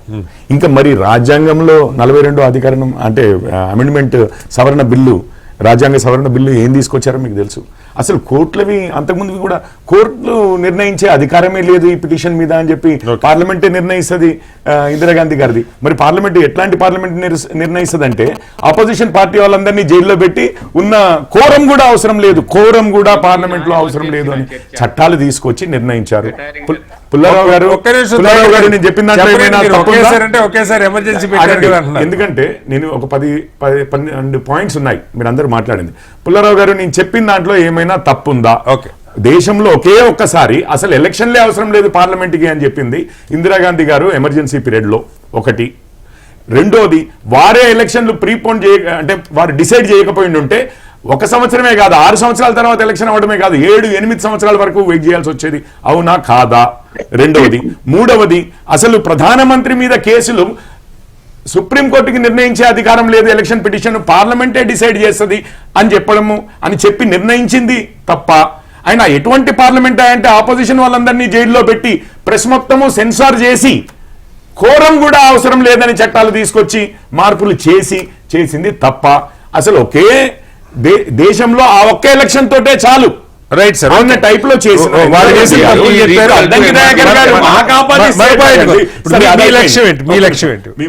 మిగిలిన అన్ని చెప్తాను నేను. కాస్త నాకు టైం ఇవ్వండి. బ్యూటిఫుల్ టాపిక్ ఉంది. సో సింపుల్ గా అండి, ఇప్పుడు ఈ 1 నేషన్ 1 ఎలక్షన్ వల్ల నార్మల్గా అయితే అసలు ప్రజాస్వామ్యానికే అంటే నిజంగానే ఎమర్జెన్సీ విధిస్తే తప్పించి ప్రజాస్వామ్యానికి ఎటువంటి హాని లేదు అని ఇప్పుడే మనం మాట్లాడుకున్నాం. సో ప్రజాస్వామ్యం గురించి మనం మాట్లాడేది లేదు. అందరికీ ఓటు హక్కు ఉంటుంది, అందరికీ వారి ప్రభుత్వాలు వారి ప్రకారం పనిచేయకపోతే వారి రిప్రజెంటేటివ్సే వెళ్తారు, ప్రభుత్వాన్ని రన్ చేస్తారు. ఒకవేళ వారు మనకు అనుగుణంగా పనిచేయట్లేదనంటే వాళ్ళని మళ్ళీ నెక్స్ట్ ఎలక్షన్లో ఓడించే హక్కు కూడా ఉంటుంది. ఎప్పటికీ ఒకే ఎలక్షన్ అనేది లేదు. సో ప్రజలకు అనుగుణంగా for by and of the people అది నడుస్తుంది. రెండోది ఏంటి అంటే మనల్లంతా మాట్లాడేది ఫెడరలిజంకి విఘాతం అన్నారు. మీకు ఒక్క విషయం సార్, ఫస్ట్ ఆఫ్ ఆల్ 18,000 పేజీల రిపోర్ట్ అన్నారు ఎవరు, మన పుల్లారావు గారు. అది 18,000 పేజీల రిపోర్ట్ కాదు సార్. ఇప్పుడు రిప్రజెంటేషన్ ఆఫ్ పీపుల్స్ యాక్ట్ ఉంది, దానికి అమెండ్మెంట్స్ ఉన్నాయి. ఫర్ ఎగ్జాంపుల్ దాన్ని రిఫర్ చేశారు చేయబట్టి దాన్ని కూడా అటాచ్ చేశారు. అసలు రిపోర్ట్ సైజ్ ఎంత అంటే నా దగ్గర ఉంది, నేను చదివాను, ఎండ్ టు ఎండ్ చదివాను సార్. హెచ్ఎల్సి రిపోర్ట్ 281 పేజెస్ ఏమో ఉంటది. ఎండ్ టు ఎండ్ నేను ఫస్ట్ అది ఇది వచ్చిన రోజు మొత్తం చదివాను చేయబట్టి నేను చెప్తున్నాను. సో ఇందులో అసలు రాష్ట్రాల ఎలక్షన్స్ ఎట్లా కండక్ట్ చేయాలి, ఎప్పుడు కండక్ట్ చేయాలి అన్న విషయం మీద నిజంగానే కేవలం పార్లమెంటువి రాష్ట్రాలవి సైమల్టేనియస్ ఎలక్షన్స్ చేయదలుచుకుంటే అది కాదా మరి ఎటువంటి మార్పు అవసరం లేదు, అంటే ఎటువంటి స్టేట్స్ రాటిఫికేషన్ అవసరం లేదు. ఎందుకంటే మీరు అన్నారు ఇది ఫెడరల్ పవర్స్. ఫెడరల్ పవర్స్ అంటే యూనియన్ అంటే కేంద్రానికి కొన్ని పవర్స్, రాష్ట్రాలకు కొన్ని పవర్స్ ఉంటాయి, రైట్. అండ్ కాంకరెంట్ లిస్ట్ కూడా ఇంకొకటి. ఇప్పుడు రాష్ట్రాల పవర్స్ తీసుకుని కేంద్రం ఏమైనా తీసుకుంది అనుకోండి, స్టేట్స్ లిస్ట్ లో నుంచి మొదటి అమెండ్మెంట్లలోనే నెహ్రూ గారు ఉన్నప్పుడే స్టేట్స్ లిస్ట్ లో ఒక్క నిమిషం, ఇది స్టేట్స్ అసెంబ్లీది ఎప్పుడు ఎలా జరగాలి, అసలు స్టేట్ బౌండరీసే ఏమి ఉండాలి అనేది స్టేట్స్ కి సంబంధం లేని విషయం కాదు. చాలా మౌలికమైన పాయింట్. మీరు తెలంగాణ స్టేట్ బౌండరీస్ తెలంగాణ చెప్తున్నా, రాష్ట్రాలను ఏర్పరచడం, రాష్ట్రాలను విడగొట్టడం, కలపటం గురించి ఆ చర్చ వేరు. ఎన్నికలు 5 ఏళ్ళు ఉండాలా, 4 ఏళ్ళు ఉండాలా ఒక విషయం చెప్తాను. అది కూడా పార్లమెంట్ పరిధిలోనే ఉన్నాయి. నేను మొత్తం రిపోర్ట్ చదివి మాట్లాడుతున్నాను. ఆర్టికల్ ఏ ఆర్టికల్ లో మీకు చెప్తాను కూడా. Article 328 elections to state assemblies no ratification by state. Specific గా హై లెవెల్ కమిటీ రిపోర్ట్ లో స్పెసిఫిక్ గా రాశారండి, no ratification by states needed because list 1 of the 7th schedule entry 12 లో ఈ ఐటమ్ ఉంది. ఇది అసెంబ్లీ ఎన్నికల ఐటమ్. కాబట్టి పార్లమెంట్ కి అసెంబ్లీ ఎన్నికల ఐటమ్ లిస్ట్ 1 లో, లిస్ట్ 1 అంటే సెంట్రల్ లిస్ట్, యూనియన్ లిస్ట్ అంటాం, ఎంట్రీ 12 లో ఉంది. కాబట్టి అసలు స్టేట్స్ కి మాత్రము దీంతో సెంటర్ తో కలిపి పెట్టాలి అని అంటే స్టేట్స్ రాటిఫికేషన్ కూడా అవసరం. అంటే వాళ్ళ 5 ఏళ్ళకి ఎన్నికైతే మీరు పార్లమెంట్ తో కలిపి జరగాలంటే 2 ఏళ్లకి మీరు అసెంబ్లీ రద్దు చేసి పెట్టుకునే హక్కు మీకు ఉన్నది. I mean in the sense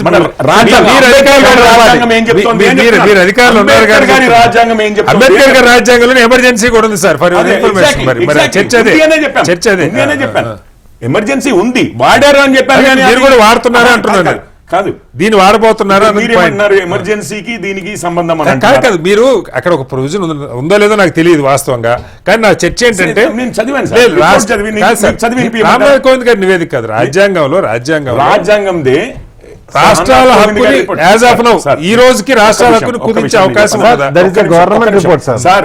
మీకు ఒక్క విషయం చెప్తాను, సుప్రీంకోర్టు చీఫ్ జస్టిస్లు, ఎక్స్ చీఫ్ జస్టిస్లు ఉన్నారు, హైకోర్టుల జస్టిస్లు ఉన్నారు, అందరూ ఒపీనియన్స్ కూడా ఇచ్చారు, హై లెవెల్ కమిటీ ఎవరో ఉన్నారో మీకు తెలుసు. అయితే ఇంకొక విషయం ఏమన్నారు అని అంటే, మీరు అనేది ఏంటి అంటే, ఈరోజు మీకు ఒక్క విషయం తెలుసో లేదో, ఇప్పుడు ప్రజాస్వామ్యము ఓటు 5 ఏళ్లకు ఒకసారి ఎన్నికలు. సరే మున్సిపాలిటీస్లో ఒకవేళ మున్సిపాలిటీయే డిజాల్వ్ అయింది అనుకోండి, మిగిలినది ఎంత టర్మ్కి పెడతారు సార్? మీకు ఒకటి గమనించారా ఎప్పుడైనా కానీ, మున్సిపాలిటీలకి పంచాయతీకి రాష్ట్రం మొత్తంలో ఒకటేసారి అయిపోతాయి. మధ్యలో ఏమైంది మున్సిపాలిటీస్కి అని సంబంధం లేదు, పంచాయతీ మొత్తమే డిజాల్వ్ అయిపోయింది, అందరూ చనిపోయారు అనుకుందాం, ఏదో భూకంపం వచ్చింది ఒక చిన్న ఊర్లో ఎక్కడనో ఏదో ప్రాంతంలో మొత్తం చనిపోయారు అనుకోండి, మళ్ళీ ఎలక్షన్లు పెట్టాలన్నా కానీ మిగిలిన టర్మ్కే సార్. ఇది మన రాష్ట్రాలు ఎగ్జాక్ట్లీ నేను అనేది మొత్తం బాడీ, అసెంబ్లీ పార్లమెంట్ వేరు, ఇప్పటిదాకా రద్దయిన అసెంబ్లీలు మొన్న కేసీఆర్ గారు 6 నెలల ముందు రద్దు చేశారు. అవును, 6 నెలలకు జరగలేదు. మీరేమంటున్నారు అంటే, ఒక్క నిమిషం సార్, ఒక్క నిమిషం, మీరేమంటున్నారు అంటే ఒక ముఖ్యమంత్రి గారికి ఉన్న అధికారం ప్రజలు 5 ఏళ్లకి ఇచ్చారా లేదా? మీకు ప్రజల్లో 5 ఏళ్లకి మ్యాండేట్ ప్రజల పార్టీకి ఇచ్చారు. ఎగ్జాక్ట్లీ. ఆగండి ఒక్క నిమిషం, ఒక్క నిమిషం. ఇగో కేసీఆర్ గారు తప్పు చేసిన లేదు, నేను రాకేష్ గారు, చంద్రబాబు నాయుడు గారు కూడా అందరూ పోయారమ్మా. రాకేష్ గారు నేను ఆ మాట అనట్లేదు, తప్పు చేశారని అనట్లేదు, ఆ సువిధ ఉంది అంటున్నా. అయితే ఒక ఓటరు ఓటు వేసినప్పుడు 5 ఏళ్లకి నేను ఒక ప్రభుత్వాన్ని ఏర్పరచుకోవడానికి వేసాను అన్నాను, మధ్యలో రిజైన్ చేస్తారు. నో కాన్ఫిడెన్స్ మోషన్లు వేరు, హంగ్ అసెంబ్లీలు వేరు, హంగ్ పార్లమెంట్లు వేరు.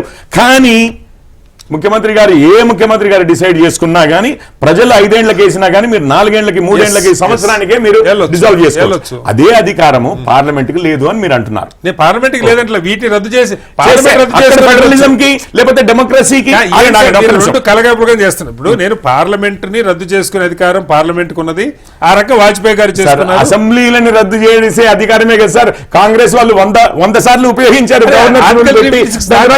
ఎలక్షన్లు పెట్టారు కదా ఒకసారి. చాలా సార్లు గవర్నర్స్ రూల్ అయిపోయిన తర్వాత ఎలక్షన్లకు వెళ్ళామా లేదా?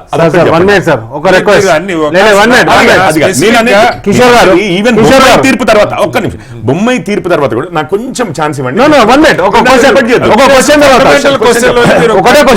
మీరు ఎంతసేపు కాంగ్రెస్ ను రిఫర్ చేస్తున్నారు తప్పితే మీ బిల్లులో ఏం తీసుకొస్తున్నారు పాలసీ అని చెప్పట్లేదు. లేదు, you are not giving to the clarity. అయ్యో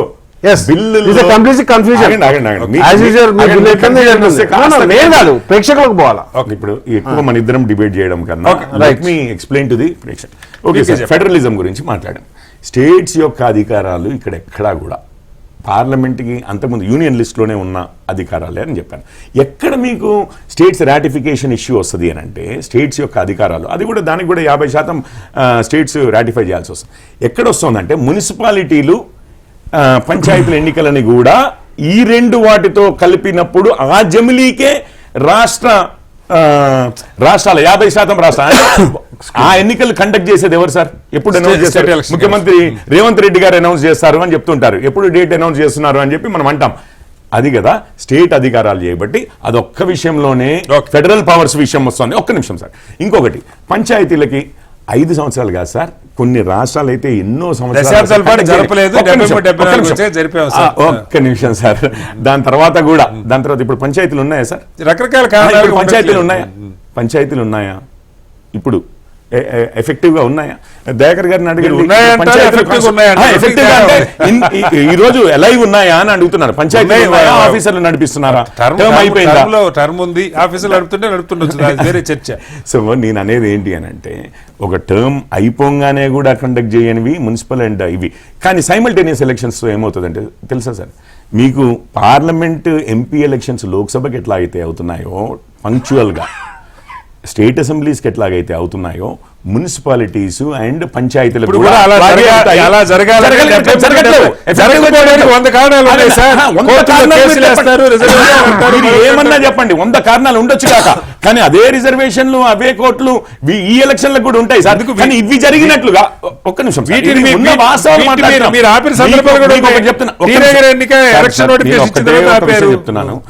మీకు రిఫార్మ్స్ అయితే అవసరమని మీరు ఒప్పుకుంటారు కదా. గ్రౌండ్ లెవెల్లో అసలు డెమోక్రసీ లేకుండా మన రాజకీయ పార్టీలు, అది ఇంక్లూడింగ్ ఏ పార్టీ ఉన్న సిచ్యువేషన్ నుంచి అయితే సైమల్టేనియస్ ఎలక్షన్ లో ప్రజాస్వామ్యం దృఢపడుతుంది అనేది డిబేట్.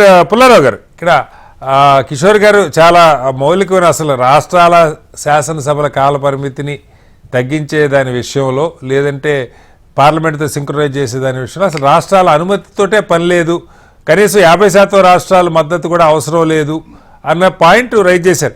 సాంకేతికంగా అది కరెక్టా కాదని నాకు తెలియదు, కానీ అసలు నిజంగా ఆ రకంగా జరిగే అవకాశం ఉందా? రాష్ట్రాల అభిప్రాయాలు కూడా తీసుకోకుండా పార్లమెంట్ లో 2/3 లేకుండా కూడా చేయడానికి వీలవుద్దా? Technical issue. పుల్లారావు గారు, జస్ట్ ఒక్క నిమిషం. నేను చెప్పింది ఏంటంటే టెక్నికల్లీ ఇది సెంట్రల్ లిస్ట్ లో ఉంది, లిస్ట్ 1 ఆఫ్ 7th షెడ్యూల్లో, ఫస్ట్ థింగ్. అండ్ ఆ పర్టికులర్ ఇది power to conduct elections parliament చేతిలో ఉంది అని అన్నాను. పార్లమెంట్ చేతిలో నేను చెప్పాను. రైట్ సార్, చెప్పండి పుల్లారావు. అది ఏంటంటే ఇది మనం పొలిటికల్ అట్మాస్ఫియర్ కూడా చూసుకోవాలి. కాంగ్రెస్ పార్టీ హర్యానా, మహారాష్ట్ర గెలిస్తే మా ఫ్రెండ్ దయాకర్ గారు ఇంకోలాగా మాట్లాడు, చాలా ఫోర్స్ఫుల్ గా ఆయన ఆబ్జెక్ట్ చేతును. కానీ పొలిటికల్ అట్మాస్ఫియర్ కూడా చూడాలి కదా. అంటే ఇప్పుడు కొద్దిగా బీజేపీ సెంట్రల్ గవర్నమెంట్ కి పాల్పడింది, స్ట్రాంగ్ అవ్వింది. తర్వాత 10 సంవత్సరాలు అంటున్నా నేను, అదే కనుక రేపు ఆ బిల్లు వస్తే అంత పట్టు వదిలేస్తారు అందరూ. మనం చూస్తున్నాం ఇప్పుడు వకాఫ్ బిల్ అంటే నాకు ఈ బిల్లు ఇచ్చేస్తే బాగుంటుంది, ఆ బిల్లు ఇచ్చేస్తే కాదు. ఎందుకంటే నాకు అన్నిటికంటే ఒక నమ్మకం ఉన్నది ఏంటంటే లైఫ్ లో ఏంటి, చట్టాలు ఏంటి, లా ఆఫ్ అన్ఇంటెండెడ్ కాన్సిక్వెన్స్, అనుకోని పరిణామాలు గ్యారంటీగా వస్తాయి కదా ఏది చేస్తాం మనం. అది సింపుల్ లైఫ్ లో అనుకోండి, ఈ దేశం అనుకోండి, ఒక మనిషిని మీరు మినిస్టర్ గా అపాయింట్ చేస్తే వాడే వ్యతిరేకం తిరిగి మమ్మల్ని తరివేస్తాడు. లేకపోతే ఈ అన్ఇంటెండెడ్ కాన్సిక్వెన్సెస్ ఏముంటాయి ఇంకా మనం చెప్పలేం. ప్రెసెంట్ టెన్స్ లో మనం మాట్లాడుతున్నాం, ఫ్యూచర్ చెప్పలేం.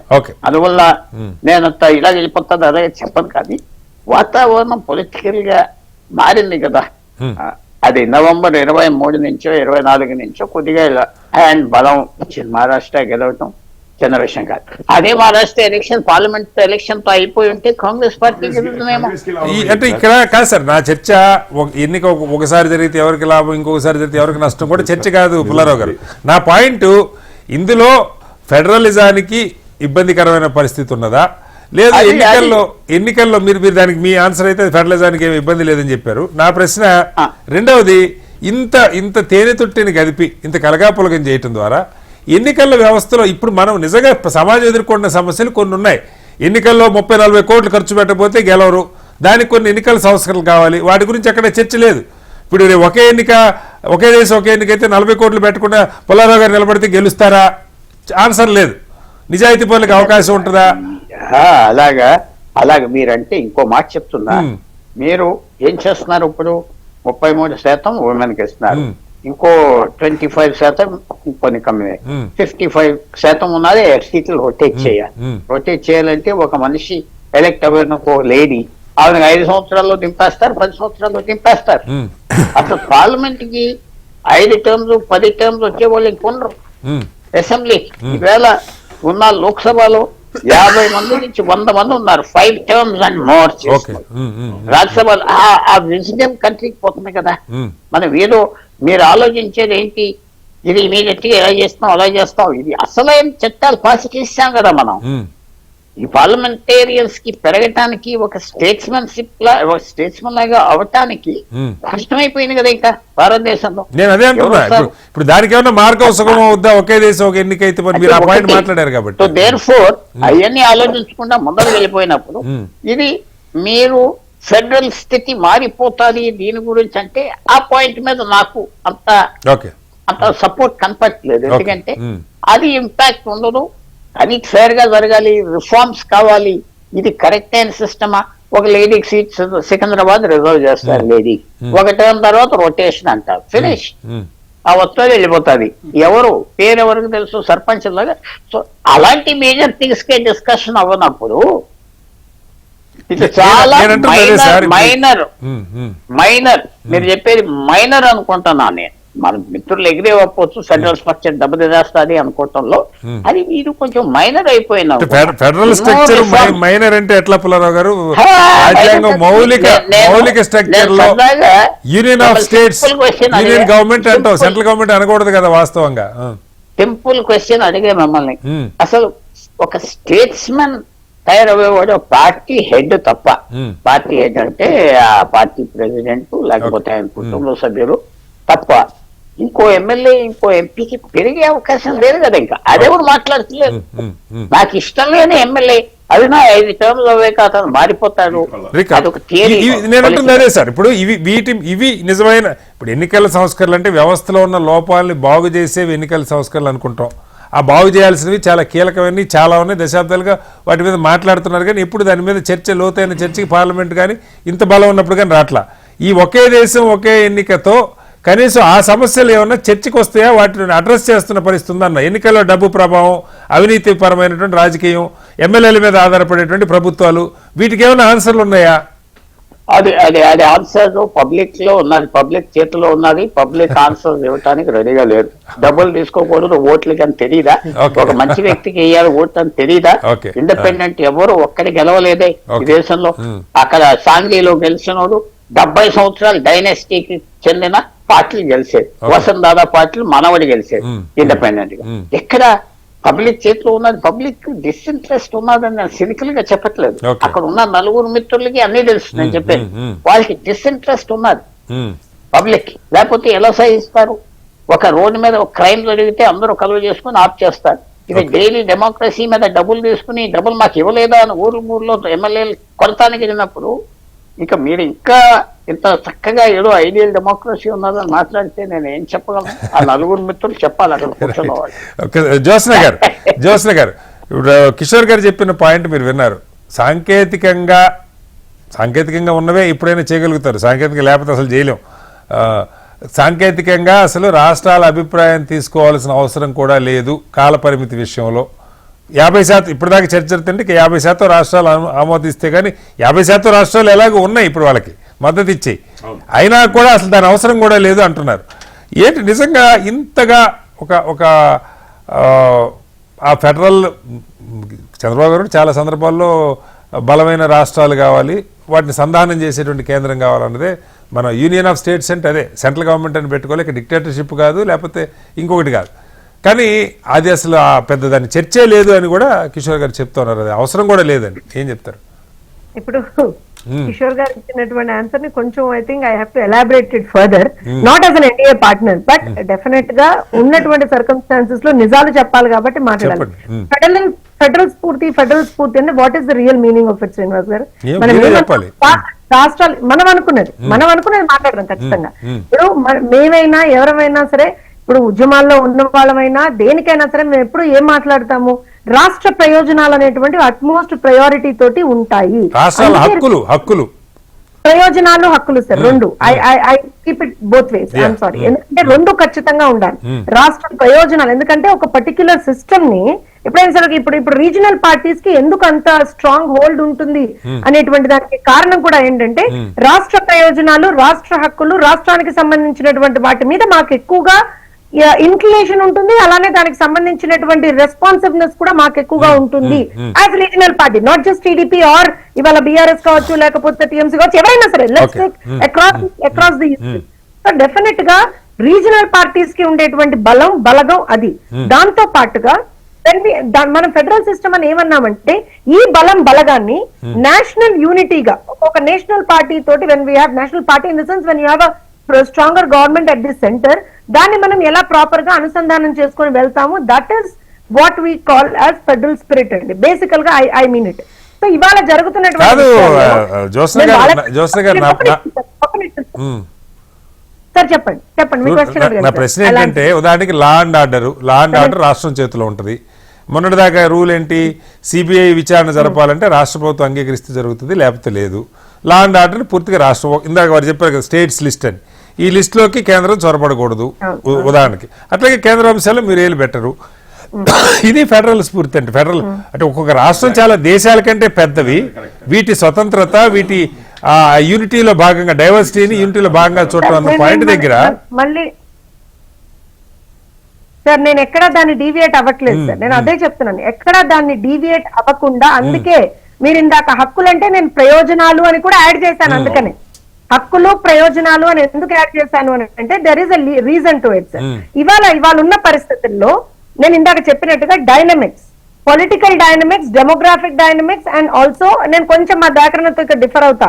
ఇక్కడ కాస్ట్, రిలీజియన్, ఇంకోటి లాంగ్వేజ్ కాదు, అవన్నీ జరిగిపోయినాయి. లాంగ్వేజ్ బేస్డ్ గా రాష్ట్రాలని తెచ్చుకున్నాం బ్రహ్మాండంగా, అవన్నీ జరిగిపోయినాయి. నౌ మనం ఏ రకంగా ముందరికెళ్ళాలి, ఏ రకంగా ఒక అభివృద్ధి చెందినటువంటి దేశంగా మనం ఖచ్చితంగా ఇన్ ద వరల్డ్ మ్యాప్ మనం ఉండాలి అనేటువంటిది మన తపన. ఇప్పుడు ఆంధ్రప్రదేశ్ అయినా, తెలంగాణ అయినా, ఇంకో రాష్ట్రమైనా we are an integral part of India. మేం బాగుపడితే, మేం అభివృద్ధి పదంలోకి పోతేనే ఇండియా అభివృద్ధి పదంలోకి వెళుతుంది. ఇప్పుడు చంద్రబాబు నాయుడు గారు విజన్ 2047 చెప్పినప్పుడు ఇరు తెలుగు రాష్ట్రాలు నెంబర్ 1, నెంబర్ 2 లో ఉండాలి, అలా అయితేనే దేశం మొత్తం రేపు పొద్దున అక్రాస్ ది వరల్డ్ మేము నెంబర్ 1 గా ఉంటామని మేము ఆలోచన చేస్తున్నాం. So that is the spirit. So state wide గా మనం ఆ స్పిరిట్ ని తీసుకుని వెళ్ళి దాన్ని నేషనల్ స్పిరిట్ తోటి అలైన్ చేస్తే మాత్రమే జరుగుతుంది. ఒకటి సార్. రెండో point I will put it very clearly here, it's a proposal. ఆ ప్రపోజల్ దీన్ని ఏదో ఏమంటారంటే గుడ్డది చేలబడ్డట్టుగా ఏం రాలేదండి. ఇందాక లీగల్ ఎక్స్పర్ట్స్ కావచ్చు, వివిధ ఎక్స్పర్ట్స్ ని కావచ్చు తీసుకుని ఒక కమిటీ అనేటువంటిది ఒక నివేదిక తయారు చేసి ఇచ్చింది. ఆ నివేదిక ఆధారంగా ఇవాళ యూనియన్ క్యాబినెట్ దాన్ని ఆమోదించింది. మీరు మొట్టమొదటి చెప్పారు పాజిటివ్ పాయింట్స్ అని. దీనిలో నేను అడిగిన ప్రశ్నలకి ఏమన్నా సమాధానాలు ఉన్నాయా? పాజిటివ్స్, మీకు పెద్ద పాజిటివ్స్ ఏం కనపడ్డాయి జ్యోత్స్న గారు? సార్ ఫస్ట్ అండ్ ఫార్మోస్ట్ గా అనేది ఎలక్షన్ ఖర్చు అయితే నేను మాట్లాడతాను సార్. ఎవరి ఖర్చు? పార్టీల ఖర్చా, ప్రభుత్వం ఖర్చా? సార్ దేశం ఖర్చు సార్. పార్టీల ఖర్చా, ప్రభుత్వం ఖర్చా మాకెందుకు సార్? ఇప్పుడు ఒక both are different, జ్యోత్స్న గారు, both are different. One minute. As a citizen, I am more worried about the tax that the exchequer is paying. ఇప్పుడు ఎలక్షన్ కండక్ట్ చేయాలంటే డబ్బు ఎవరు కడతారు సార్?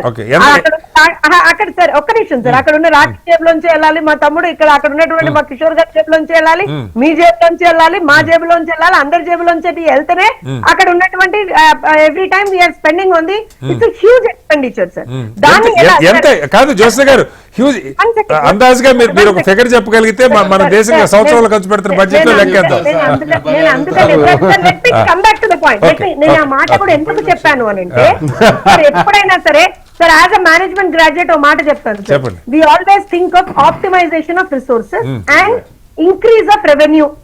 ఎక్కడ కూడా మన ఎక్స్పెన్సెస్ ని తగ్గించుకొని మనం రెవెన్యూ ఎలా ఇంక్రీజ్ చేసుకోగలమో, ఉన్నటువంటి రిసోర్సెస్ ని ఎలా ఆప్టిమైజ్ చేసుకోగలమో మాట్లాడుకుంటాం సార్. ఎప్పుడైనా అదే చేస్తాం. సో ఇవాళ రాష్ట్రంలో, కేంద్రంలో ఉన్నటువంటి రిసోర్సెస్ ప్రకారంగా మనం ఆప్టిమైజేషన్ చేసుకొని ఎంత వీలైతే రూపాయి తగ్గినట్టే, 2 రూపాయలు తగ్గినా ఎట్ వాట్ కాస్ట్ అనేది కూడా ఉంటుంది జ్యోత్స్న గారు, ఎట్ వాట్ కాస్ట్ అనేది కూడా ఉంటుంది. ఇక్కడ నేను మళ్ళీ చెప్తున్నా, ఎవరి ప్రయోజనాలకి, ఎవరి హక్కులకి భంగం వాటిల్లకుండా. ఇప్పుడు చంద్రబాబు గారు 5 ఏళ్ళకి ప్రజలు ఓటేసేందుకుంటే 3 ఏళ్ళకి మీ టర్మ్ అయిపోయిందంటే హక్కులకు భంగం కలిగినట్టు కాదా? ఏపీ ప్రజల హక్కులు. ఒక నిమిషం సార్, ఇదే same thing, I'm sorry but ఇదే same thing president rules impose చేసినప్పుడు ఎవరు మాట్లాడలేదు. కాదు జ్యోత్స్న గారు, వాళ్ళు తప్పు చేశారు సార్, వాళ్ళు తప్పు చేశారని నేను తప్పు ఒప్పు. మరి అదే కదా చర్చ సార్. ఇప్పుడు ఒక నిమిషం, చంద్రబాబు నాయుడు గారు ఒక 1 year ముందర ఎలక్షన్స్ కి పోతే ఎందుకు ఎలక్షన్స్ కి వెళ్ళారు? అది ఆయన హక్కు. ప్రజలు ఆయనకి ఇచ్చిన మ్యాండేట్ లో రద్దు చేసుకున్న హక్కు కూడా ఇంక్లూడ్ అయి ఉంది జ్యోత్స్న గారు. ఎందుకు చేశారు? పార్లమెంట్ లో కాన్స్టిట్యూషన్ లోనే కదా ఇచ్చింది, ఇది కూడా కాన్స్టిట్యూషన్ లోనే ఇచ్చింది. ప్రజలు మనకి 5 ఏళ్ల పాటు ఇచ్చారు కదా, 5 ఏళ్ల పాటు ఇచ్చారు కదా. ఆ రోజున మీరు మమ్మల్ని ప్రశ్నించారు కదా, ఎందుకు ముందరికి వెళ్తున్నారని ప్రశ్నించారు కదా. ప్రజలుగా మీరు మమ్మల్ని, నేను మీడియా కూడా అన్నట్ల, ప్రజలుగా మీరు మమ్మల్ని ప్రశ్నించారు కదా. కాదు జ్యోత్స్న గారు, ప్రజలు రద్దు చేసుకున్న వాళ్ళు గెలిపించిన సందర్భాల్లోనే, రద్దు చేసుకున్న వాళ్ళు ఓడించిన సందర్భాలు. చర్చ అది కాదు. మీకు హక్కు ఉందా లేదా, రాష్ట్రాలుగా హక్కు ఉందా లేదా, ఉండాలా అక్కర్లేదా? సార్ నేను ఒకటే చెప్తున్నాను, మీరు ఇందాక అన్నట్టుగా optimization of resources at what cost Jyotsna garu అని అడిగినప్పుడు, హక్కులు అట్ వాట్ కాస్ట్? అనేది కూడా మనం ఆలోచన చెయ్యాలి కదా సార్.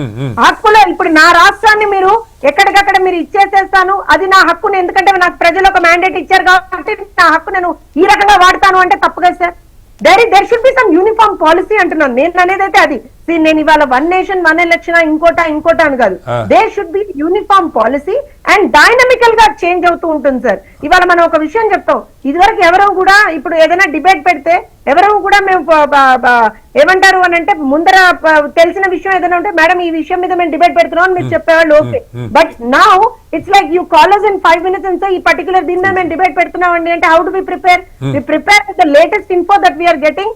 టెక్నాలజీ వాడుతున్నాం. డైనమికల్ గా ప్రతిదీ చేంజ్ అవుతున్నప్పుడు మేము అలానే ఉంటామంటే కాదు కదా. అభ్యంతరాలు ఉంటే అభ్యంతరాన్ని అడ్రస్ చేద్దాం అంటున్నాను. క్లియర్ గా చెప్తోంది అది. NDA government is very clear. అభ్యంతరాలు ఉంటే మేము మాట్లాడతాం, అభ్యంతరాలు ఉంటే చర్చిస్తాం, మీ అభ్యంతరాలను మేము అడ్రస్ చేస్తాం. But come out and do the discussion అని అడుగుతున్నాం. ఎగ్జాక్ట్ డిస్కషన్ ఎలాగే జరుగుతుంది జ్యోత్స్న గారు. మనం దానికంటే ముందు మనం మాట్లాడుకుంటున్నాం రాకేష్ గారు. ఇక్కడ మీకేమనిపిస్తుంది? ఇప్పుడు విధి విధానాలు అన్న ఖర్చు వారు చెప్పారు, రాష్ట్రాలు కేంద్రాలు కలిపి పెడుతున్న ఖర్చు ఒక సంవత్సరంలో బడ్జెట్లు సుమారు నా అంచనా ప్రకారం 1,000 కోట్లు ఉన్నాయి. 1,000 కోట్లు 45 లక్షల కోట్లు వాళ్ళే, రాష్ట్రాలన్నీ కలుపుకుంటే ఒక 50-55 లక్షలు, రఫ్ గా ఒక సంవత్సరానికి 80 లక్షల కోట్లు అన్నారు. ఒక 1,000 కోట్లు అనుకుందాం. 1,000 కోట్లు అనుకుందాం. ఎన్నికలకి మొత్తం అయ్యే ఖర్చు రామ్నాథ్ కోవింద్ గారి నివేదికలోనే చెప్పింది ఒక 5,000 కోట్లు ఖర్చు తగ్గుతుంది అని. ఒక 10,000 కోట్లు 15,000 కోట్లు అవుతుంది అంటున్నారు మామూలుగా అయ్యే ఖర్చు, ఒక 5,000 కోట్లు తగ్గుద్దని. దీనికి ఇంత పెద్ద కసరత్తు 5,000 కోట్లు, 1,000 కోట్లు ఖర్చు పెట్టే దేశంలో 5 ఏళ్ల కంటే 5 కోట్ల కోట్లు, 5 ఏళ్ళకి ఒకసారి ఎన్నికలు అనుకుంటే 5 కోట్ల కోట్లు, 1 కోటి కాదు, ఒక సంవత్సరానికి పెట్టే ఖర్చు 1,000 కోట్లు. దీన్ని ఈ 5,000 10,000 కోట్ల కోసం రాష్ట్రాల హక్కులు గందరగోళం, మొత్తం ఎన్నికలు ఏది ముందు జరుగుతుంది, దీన్ని ఎలా అర్థం చేసుకోవాలి? ఇది పెద్ద ఖర్చు దేశం లెక్కలు సార్. ఫస్ట్ ఆఫ్ ఆల్ ఇక్కడ ఒకటి ఏంటంటే chair cannot change their attitude అని చెప్పేసి స్టాలిన్ గారు చెప్పారు సార్. రాజ్యం తన సహజ లక్షణాన్ని కోల్పోదు అని. అక్కడ ఎన్డీఏ ఉందా, ఇండియా కూటమి ఉందా అని కాదు. ఏ కూటమి వచ్చినా ఈరోజు ఈ కూటమి తీసుకొచ్చినటువంటి మాస్టర్ ప్లాన్ రేపు ఆ కూటమి కూడా దాన్ని ఇంప్లిమెంట్ చేయాల్సిందే.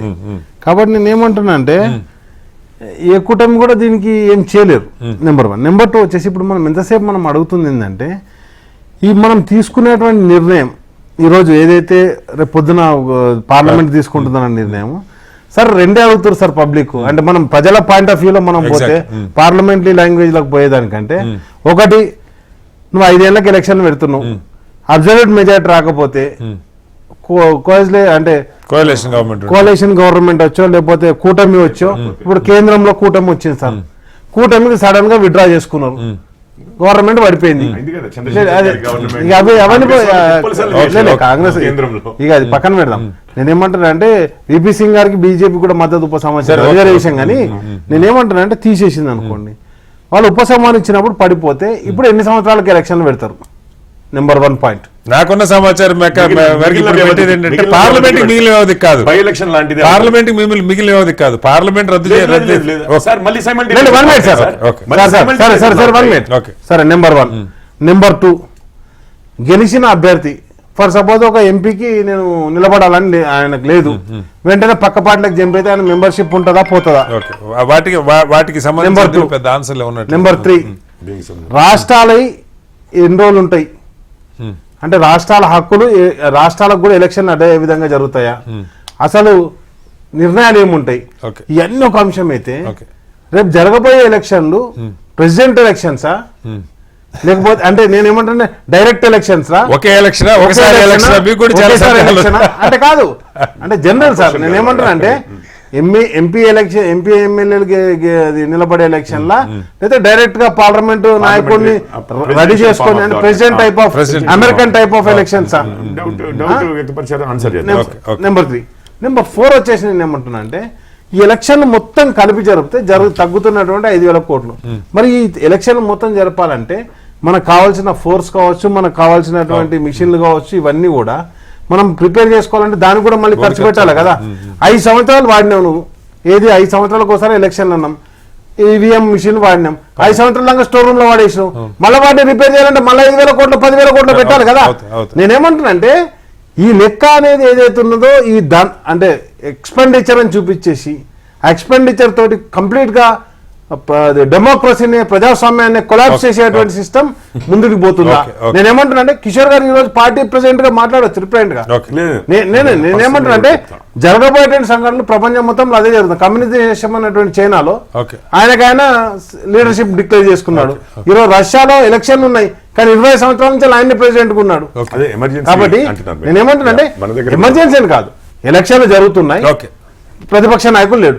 అలాంటి సిచ్యువేషన్ రేపు పొద్దుగాల క్రియేట్ అయితే ఏం జరుగుతుంది అనేది కూడా మనం ఆలోచించాలి. దయాకర్ గారు ఒక కీలకమైన అంశం అసలు చర్చ ఏంటంటే, సరే రాష్ట్రాలకు అసలు అడిగే హక్కు లేదు, వాళ్ళ రాటిఫికేషన్ అంటే ఫెడరలిజం కి దెబ్బ అన్నప్పుడు మీరు రాటిఫికేషన్ తీసుకోవాల్సిన హక్కులని ఈ ప్రాసెస్ ఏదో హరిస్తుంది అంటే ఆ హక్కు అసలు ముందుగా రైట్ అంబేద్కర్ గారి రాజ్యాంగంలో ఆ హక్కు పార్లమెంట్ కు ఉందండి అన్నాను. ఇది ఫస్ట్ పాయింట్.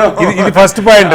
రెండో పాయింట్ దయాకర్ గారు రెండో పాయింట్ ఏంటంటే, ఇప్పుడు కనీసం ఈ కాల పరిమితులు మార్చాలన్నా కూడా 2/3 మెజారిటీ అయితే పార్లమెంట్ లో కావాలి.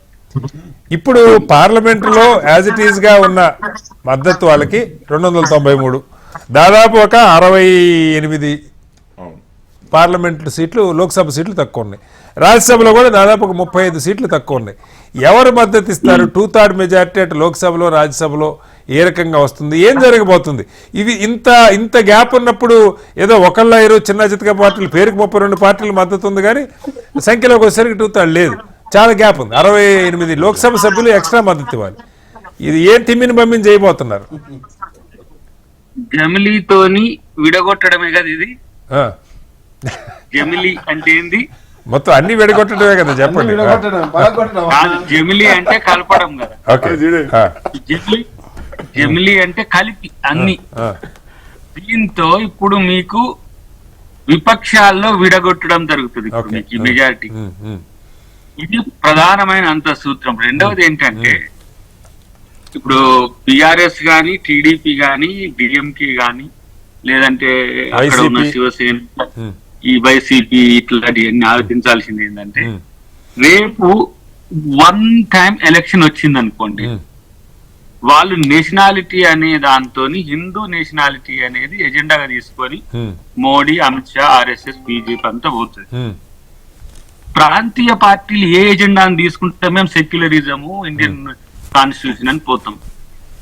ఇప్పుడు మీకు ఇక్కడ డిఫరెన్స్ ఆఫ్ ఒపీనియన్ కో, లేకపోతే ఆ లోకల్ ఐడెంటిటీనో, లేకపోతే రీజనల్ ఐడెంటిటీనో, ఇప్పుడు ఏ విధానంతో పోతారు వీళ్ళు? మోడీ నన్ను అనుసరించాలి, ఇటు కాంగ్రెస్ నన్ను అనుసరించాలి. ఇది ఎవరికి దెబ్బ? ఒకసారి ఇందుకు వస్తే మోడీ ఏమని అంటాడు? హిందూ నేషనలిజము అనుకుంటా పోతాడు. ఆ రోజు ఒక రోజు చంద్రబాబు నాయుడు గారు కాంగ్రెస్ తో ఉండగలిగిండు, ఒక రోజు వారికి ఇష్టం వస్తే ఎన్డీఏతో ఉండగలిగిండు, ఒక రోజు ఇండిపెండెంట్ ఉండదు, ఒక రోజు బిఆర్ఎస్ కాంగ్రెస్ తో ఉన్నది, ఒక రోజు ఇట్లా ఉన్నది. ఈ రీజనల్ ఎంటిటీని స్క్వాష్ చేసి పడేస్తారు వాళ్ళు. అందుకనే ఫస్ట్ మిమ్మల్ని కొడతారు, మీ మడతల్లో మమ్మల్ని కొడతారు. అందుకనే ఒకే పార్టీ, ఒకే రాజకీయం, ఒకే పాలకుడు ఉండేదే వాళ్ళ 1 నేషన్ 1 ఎలక్షన్ ఎక్స్టెన్షన్. అర్థం కానంత కాలం మనం ఎంత చెప్పినా కూడా జమిలీ ఎలక్షన్స్ కు ప్రాబబిలిటీ లేదు అని కాన్స్టిట్యూషన్ చెప్తుంటే, అమెండ్మెంట్స్ అసాధారణమైన అమెండ్మెంట్స్ ఇవి, సాధ్యం కాని అమెండ్మెంట్స్ తోనే మిమ్మల్ని ఛిద్రం చేస్తారు. వాళ్ళకున్న 293 తోని 362కు సంబంధించిన అంశాలు తెర మీదకి తెచ్చిండ్రు. మరి ఇప్పుడు ఎక్కడి నుంచి గుంజాలి? ఇప్పుడు ఇక పొలిటికల్ తీసుకొస్తారు కదా. ఇప్పుడు పార్టీల మధ్య పంచాయతీలు పెడతారు కదా. ఇండియా కూటమి వైపు ఉన్న అన్నిటి తీసి ఎన్డీఏ కూటమి వేస్తారా, వేస్తారా? వేయకపోతే మీ సంగతి చూస్తాం. ఇది ఒక విధ్వంసకరమైన రాజకీయ ఎత్తుగడ. నేను అనుకుంటున్నా ఇది కనుక చేస్తే ఏంటి, ఒక గోర్బచేవ్ పెరెస్ట్రోయికా తెచ్చింది ఆర్థిక సంస్థలు. ఈ జమిలీతోని బీజేపీ గోరి కట్టుకోవడానికి తప్పితే ఇంకొకటి కాదు.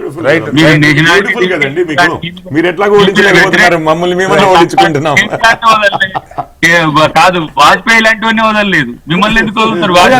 అది మీకే సహాయం అవుతుంది కదా, మీరు సంతోషంగా. నాకు సహాయం అయితే ప్రజల్ని ఇబ్బంది పెట్టడం ఎక్కడిది?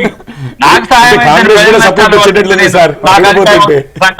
అయితే ప్రాంతీయ అస్తిత్వాన్ని నిలబెడుతుంటుంది. ఒక రోజు యూపీ మన ఎవరు పెద్ద ఆయన ఉంటే బాగుంటుంది, ఎవరు మన పెద్ద ఆయన ఉంటే తెలుస్తుండే. ఆ రోజున నెహ్రూ ములాయం సింగ్ యాదవ్ గారిని ఉత్తరప్రదేశ్ మీరు మంచిగా అప్పుడు సామంత రాజ్యాలన్నీ విలీనం చేసుకున్నాం కదా. చలో లాలూ ప్రసాద్ యాదవ్ గారు ఎక్కడ ఉండే, ఎన్టీఆర్ గారు ఇట్లా ఉండని అని ఇందిరాగాంధీ నుంచి ఎవరు ఏ పొలిటికల్ ఎంటిటీ ఎట్లా ఉన్న వాళ్ళని కాంగ్రెస్ పార్టీ వాళ్ళ అస్తిత్వాన్ని బతికించింది. కానీ ఈయన అట్లా కాదు, విశాఖగిలి అకాలీలను చంపిండు, శివసేనని చంపిండు, అన్న మనోడు మన రాజ్యాలను కనుక కూల్చుకుంటూ వచ్చినట్టు మోడీ. రాజకీయంలోకి వస్తాను దయాకర్ గారు, మళ్ళీ మీ దగ్గరికి వస్తాను.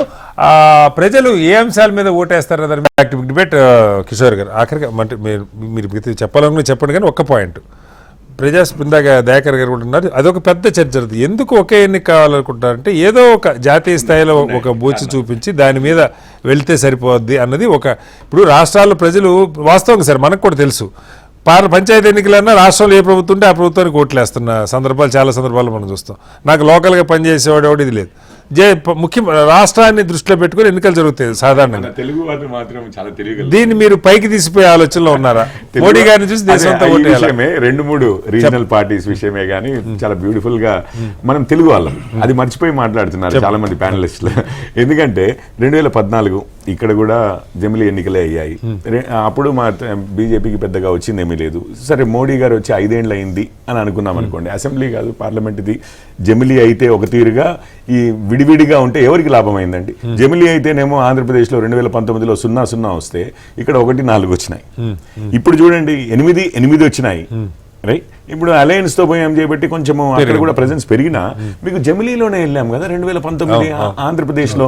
ఏ రీజనల్ పార్టీ మనం తెలుగు వాళ్ళం కదండి, మన చుట్టుపక్కల ఉన్నాం మనం చెప్తాం. ఇప్పుడు ఏ వైఎస్ఆర్సీపీకి నష్టమాయనా, టీడీపీకి నష్టమాయనా, ఎవరికి నష్టమైంది సార్ 19లో కానీ లేకపోతే ఇప్పుడు 23లో కానీ? ప్రజలు విఘ్నులు సార్. ఈ రెండు ఒకటేసారి చేయంగానే ఓన్లీ నేషనల్ ఇష్యూస్ మీద చేస్తాయి అనుకోవడము ఏంటంటే కాంగ్రెస్ వారు ఎప్పుడు ఎందుకు కొంచెం ఎక్కువగా అది స్ట్రెస్ చేస్తూ ఉంటారంటే వారికి రాహుల్ గాంధీ గారి దీని మీద నమ్మకం లేక, మోడీ గారు రాహుల్ గాంధీ గారు ఒకే ఫ్రేమ్లో కనిపిస్తే ఆ కంపారిజన్ ఉంటే అసలు ఉన్న రాష్ట్రాలు ఇప్పుడు రేవంత్ రెడ్డి గారు ఏదో తెలంగాణ గెలుచుకొచ్చారు, అది కూడా ఊడిపోతే ఇంకా మాకు ఉండేది ఏమీ లేదు. ఇప్పుడు వారు ప్రాంతీయ పార్టీలు అనేది ఇంకొకటి మాట అంటారు. ఎందుకంటే ఇప్పుడు కాంగ్రెస్ దాదాపు ఒక ప్రాంతీయ పార్టీ సార్, 3 రాష్ట్రాలు బేసిక్గా, అంతకంటే ఎక్కువ లేదు. వారే ప్రాంతీయ పార్టీ అయినందుకు అందుకనే ప్రాంతీయత. ఇప్పుడు వారు ప్రాంతీయ పార్టీలకు చాలా కన్సర్న్ చూపించినట్టుగా మాట్లాడారు. కానీ ఏమంటున్నారు? మమ్మల్ని విడగొడతారంటే ఏం మాట్లాడుతున్నారో తెలుసా వారు అనేది? అసలు కాంగ్రెస్ విడిపోతుందేమో సార్. నేను ఆ ఇండి కూటమిలో మిగిలిన వాళ్ళందరూ సపోర్ట్ చేస్తే కాంగ్రెస్ మద్దతు ఇవ్వకపోతే కాంగ్రెసే విడిపోయినట్టు కదా. అంటే కాంగ్రెస్ తో లేకపోతే వాళ్ళందరూ ఏదో వాళ్ళని ముక్కలు చెక్క కాంగ్రెసే మిత్ర ధర్మం పాటించి కాంగ్రెసే వాళ్ళతో రావచ్చు కదా. నేను గ్యారంటీగా చెప్తున్నాను, మీరు చెప్పిన లెక్కలు కరెక్ట్. 2/3 364 ఏమో కావాలి. దానికైతే మా కూటమిలోనే ఉన్న ఓట్లయితే సరిపోవు. అయినా మేము ఇప్పుడు 303 ఉన్నప్పుడు 355 ఎన్డీఏకి ఉన్నప్పుడు ఇదే మాట్లాడాము. మాకు ఇప్పుడు 240 వచ్చినప్పుడు ఇదే మాట్లాడుతున్నాం సార్. అంతకుముందు ఏమన్నారు అంటే మోడీ గారు అప్రతిహతంగా గెలుస్తూ వస్తున్నారు, మోడీ గారిని అయితే మేము తట్టుకోలేం చేయబట్టి వారికి వచ్చింది. అరే ప్రజలు ఇప్పుడు 240 ఇచ్చినప్పుడు కూడా అదే మాట్లాడుతున్నాం కదా. మాకేదో 355 ఉండబట్టే ఇట్లా మాట్లాడుతున్నాం. చాలా వరకు ఆపోజిషన్ పార్టీస్ ఎందుకు అర్థం కాదు అంటే ఎప్పుడు నేషనల్ ఇంట్రెస్ట్ గురించి అనేది మాట్లాడుతూ ఉంటే ఇప్పుడు చెప్తాను మీకు. మీరు కాస్ట్ ఆఫ్ ఎలక్షన్స్ చాలాసార్లు మాట్లాడారు, అంతకుముందు డిబేట్లో కూడా మాట్లాడారు. ఇంకొకటి ఏంటి అంటే సరే ఇప్పుడు నేను ఒక ఎగ్జాంపుల్ చెప్తాను. ప్రతి సంవత్సరము ఎలక్షన్స్ పెడితే ఎట్లా ఉంటుంది? 5 సంవత్సరాలకు కాకుండా ఎందుకు 5 సంవత్సరాలు 4 సంవత్సరాల్లో పెడతారు ప్రపంచం మొత్తంలో? ప్రతి సంవత్సరము ప్రతి 6 నెలలకు ఇది డెమోక్రసీ ఇంకా బలపడుతుంది కదా సార్. ప్రజాస్వామ్యం 6 నెలలకు ఒక ఎలక్షన్ ఉంటాయి. దానికి మీకు ఏమైనా ఆబ్జెక్షన్ చెప్పండి? అడ్మినిస్ట్రేషన్ ప్రాబ్లం అవుతుందని అనుకుంటున్నారా? 6 నెలలకు ఒక ఎలక్షన్ ఉంటే ఉండదు అనుకుంటున్నారా? దానికి మార్గాలు వేరే కాదు. నేను ఒక సంవత్సరానికి ఒకసారి డైరెక్ట్ ఉన్నా ఇండైరెక్ట్ ఉన్నా సంవత్సరానికి ఒకసారి అసెంబ్లీ ఎలక్షన్లు పెడితే నిజంగానే ఆర్థిక అభివృద్ధి కానీ సామాజికంగా కానీ, ఎందుకంటే ఎలక్షన్స్ అప్పుడు రేజ్ చేసే టెంపరేచర్స్ ఏవైతే ఉంటాయో అవి రీజనల్ కావచ్చు, రిలీజియన్ కావచ్చు, క్యాస్ట్ బేసిస్ మీద ఇది కావచ్చు, ఇవన్నీ వేడెక్కుతుందా సమాజంలో? అందుకనే సంవత్సరానికి ఒకసారి పెడితే ఏముంటుందో అర్థం చేసుకుంటే మనకు ఎన్నికలు ప్రతిసారి వస్తున్నప్పుడు పాలసీ పెరాలిసిస్కిను ప్లస్ స్క్యూడ్ ప్రిఫరెన్స్ అంటే ఒక రకంగా ఏమవుతుందంటే ఎన్నికలప్పుడు మీకు అడ్మినిస్ట్రేషన్ కన్నా ఎక్కువ గెలుపు మీద ఎక్కువ ఉంటుంది. గెలుపు అయిపోయిన తర్వాత మళ్ళీ మీకు అడ్మినిస్ట్రేషన్ మీదకి ఇప్పుడు రేవంత్ రెడ్డి గారే ఉన్నారు, 6 ప్రామిస్లు అన్నారు, ఇష్టం వచ్చినట్టు చెప్పేశారు, వారికి తెలుసు చేయలేమని. ఈరోజు అడ్మినిస్ట్రేషన్లోకి వచ్చేసరికి వేరే మాట అడ్మినిస్ట్రేటర్ సీఎం రేవంత్ రెడ్డి గారు వేరు, ఎన్నికలకు వెళ్తున్న కాంగ్రెస్ అధ్యక్షులు రేవంత్ రెడ్డి గారు వేరు అని చెప్పి మనకే తెలుసు. తెలుస్తుంది కదా సార్. సో ఎన్నికలప్పుడు పాలిటీషియన్స్ యొక్క బిహేవియర్ మారుతుంది. ఆ మారడం వల్ల ఒక policy paralysis and wrong preferences పెరుగుతాయి అండ్ సమాజంలో వేడి పెరుగుతుంది. ఇవే కాకుండా వీళ్ళు 51 నుంచి జరుగుతున్న ఎన్నికలన్నీ చూశారు సార్. చూసి సైమల్టేనియస్గా అయినవి రాష్ట్రాల్లో, కేంద్రంలో, అంటే మొత్తం ఫస్ట్ 3 కాదు, తర్వాత చూసి ఏమంటున్నారంటే 1.5% GDP growth rate, 1.5% GDP growth rate improve అయ్యే అవకాశం ఉంది. ఎందుకంటే పాస్ట్లో అయ్యింది. ఎప్పుడైతే సైమల్టేనియస్ ఎలక్షన్స్ అయిన వాటికి ఆ స్టేట్స్కిను మిగిలిన స్టేట్స్కి కంపేర్ చేసి చెప్పడం ఏంటంటే దెర్ ఇస్ అ డిఫరెన్స్.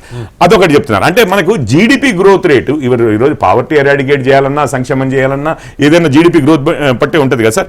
ఇంకొకటి మన గూడ్స్ అండ్ అంటే జీడిపి ఎందుకు అని అంటే సర్వీసెస్, గూడ్స్ అండ్ సర్వీసెస్ కూడా ఇది ఎకనామిక్ ఇష్యూస్.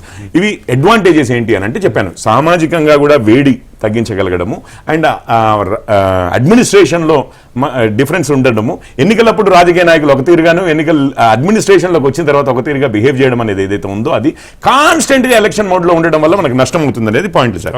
ఇప్పుడు ఇంకొకటి కాన్సెప్ట్ ఇందాక ఫస్ట్ కూడా అడిగా, ఇందాక మన పుల్లారావు గారు ఒక మాట చెప్పారు. ఈ మధ్య కాలంలో మనం గమనిస్తే కావాలని రద్దు చేసుకుంటున్న పరిస్థితి ఎక్కడా లేదు.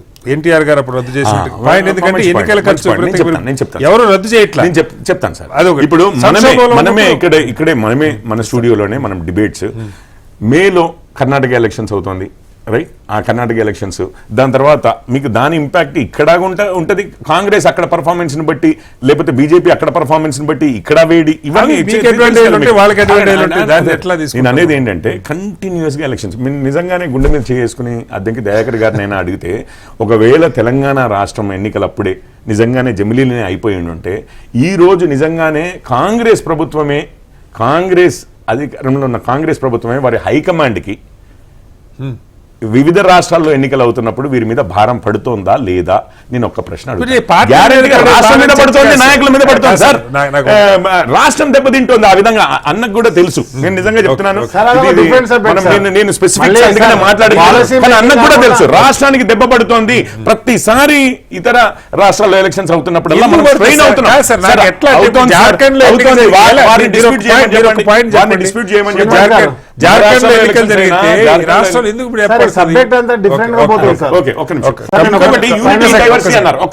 యూనిటీ ఇన్ డైవర్సిటీ అన్నారు. నేను ఇప్పుడే చెప్పాను సార్. ఇప్పుడు ఆంధ్ర ఎలక్షన్లు బట్టే చూసే మనం చెప్పాం యూనిటీ ఇన్ డైవర్సిటీ. మీకు 303 అత్యధికం వచ్చిందా మాకు? నేషనల్ ఎలక్షన్స్ ఆంధ్రలో జరిగితే 0 వచ్చినాయి సార్. సో అరే డైవర్సిటీ వాళ్ళకి అర్థం కావట్లేదు అని కాదు, మన యూనిటీ ఉన్నది కూడా. ఈరోజు చూడండి, మనం ఏమంటే మనందరికీ భారతీయులము, మనం డైవర్సిటీ మీద ఎక్కువ ఫోకస్ చేస్తున్నాం, యూనిటీ మీద తక్కువ చేస్తున్నాం. కానీ ప్రజలు విఘ్నులు సార్. మీరు తమిళనాడు వారే కావచ్చు, ఉత్తరప్రదేశ్ వారే కావచ్చు, గుజరాతీ వారే కావచ్చు, వారి ఆహార్యము, ఆహార పద్ధతులు, భాష అన్ని వేరుగా ఉన్నా మనమందరం ఒకటే అన్నది. వారు ఎట్లాగైతే ఈ రెండింటిని, విభేదాలని, ఏకత్వాన్ని చూడగలుగుతున్నారు. ఇక్కడ కూడా అంతే. అసెంబ్లీలో ఒకరిని గెలిపించవచ్చు, కేంద్రంలో ఒకరిని గెలిపించవచ్చు. ఒక్కొక్కసారి ఈవెన్ బీజేపీకే నష్టం కావచ్చు సార్. మన 240 హర్యానా అండ్ మహారాష్ట్ర అయితే నేను చెప్తున్నాను మొన్న జమిలీ అయ్యి ఉంటే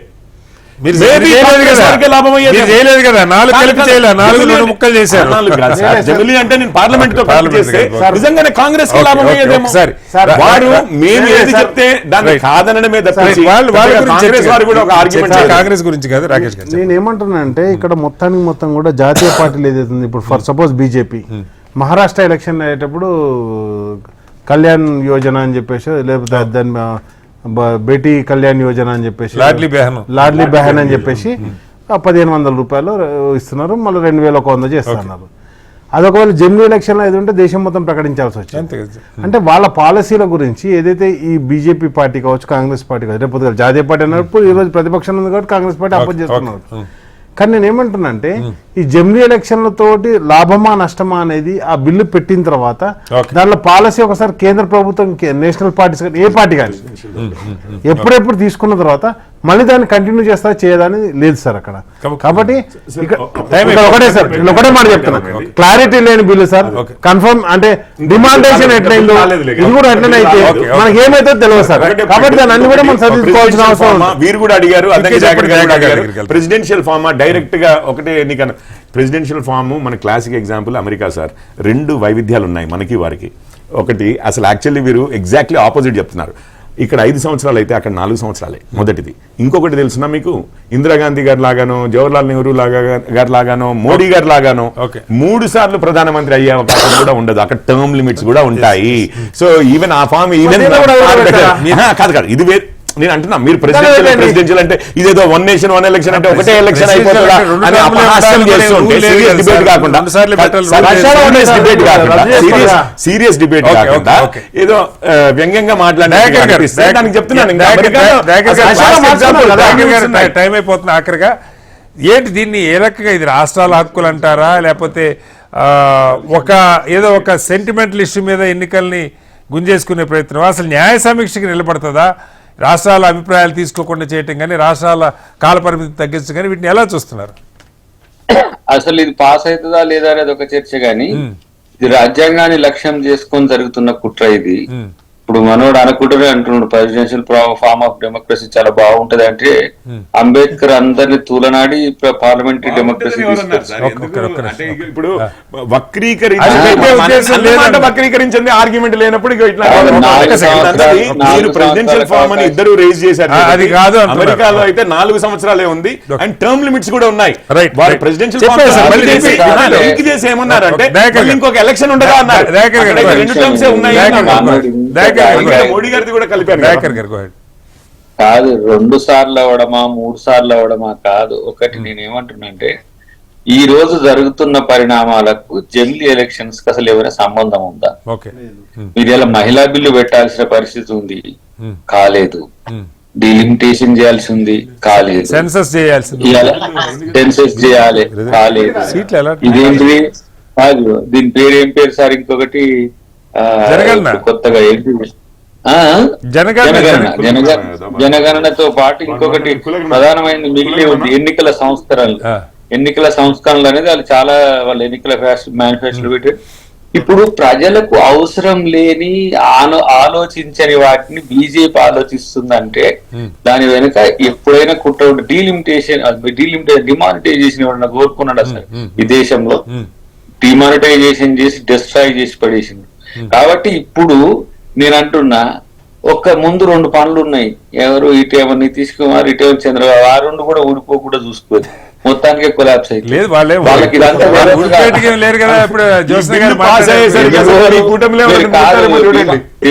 కాదు, ఇప్పుడు ఈ జమిలీతో వచ్చే పరిణామాలు కనుక వాళ్ళకి తెలిస్తే ఎందుకు చేస్తారు మీకు సపోర్ట్? వాళ్ళని చంపుకుంటానికి వాళ్ళు ఓటేసుకుంటారు. దీని అంత సూత్రం అంత తెలియదు.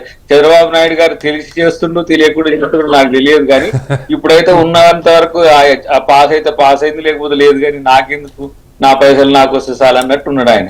కాబట్టి రేపు తెలుస్తుంది మీకు, ఎందుకంటే జమిలీతో వచ్చే పరిణామాలు ప్రాంతీయ అసమానతలను కూడా చేస్తే అవి నింపాదిగా తెలుస్తాయి. అన్ని జమిలీలే కదండి. అది బై డిఫాల్ట్ కదా సార్. అది ఇండిపెండెన్స్ వచ్చిన తర్వాత అన్ని రాష్ట్రాలకు ఎన్నికలు జరగాలి. ఎన్నికలైతే నిజంగానే జమిలితో మొదలయ్యి మనం డిబేట్ అయ్యాం. టైం అయిపోయింది సార్, మన్నించాలి.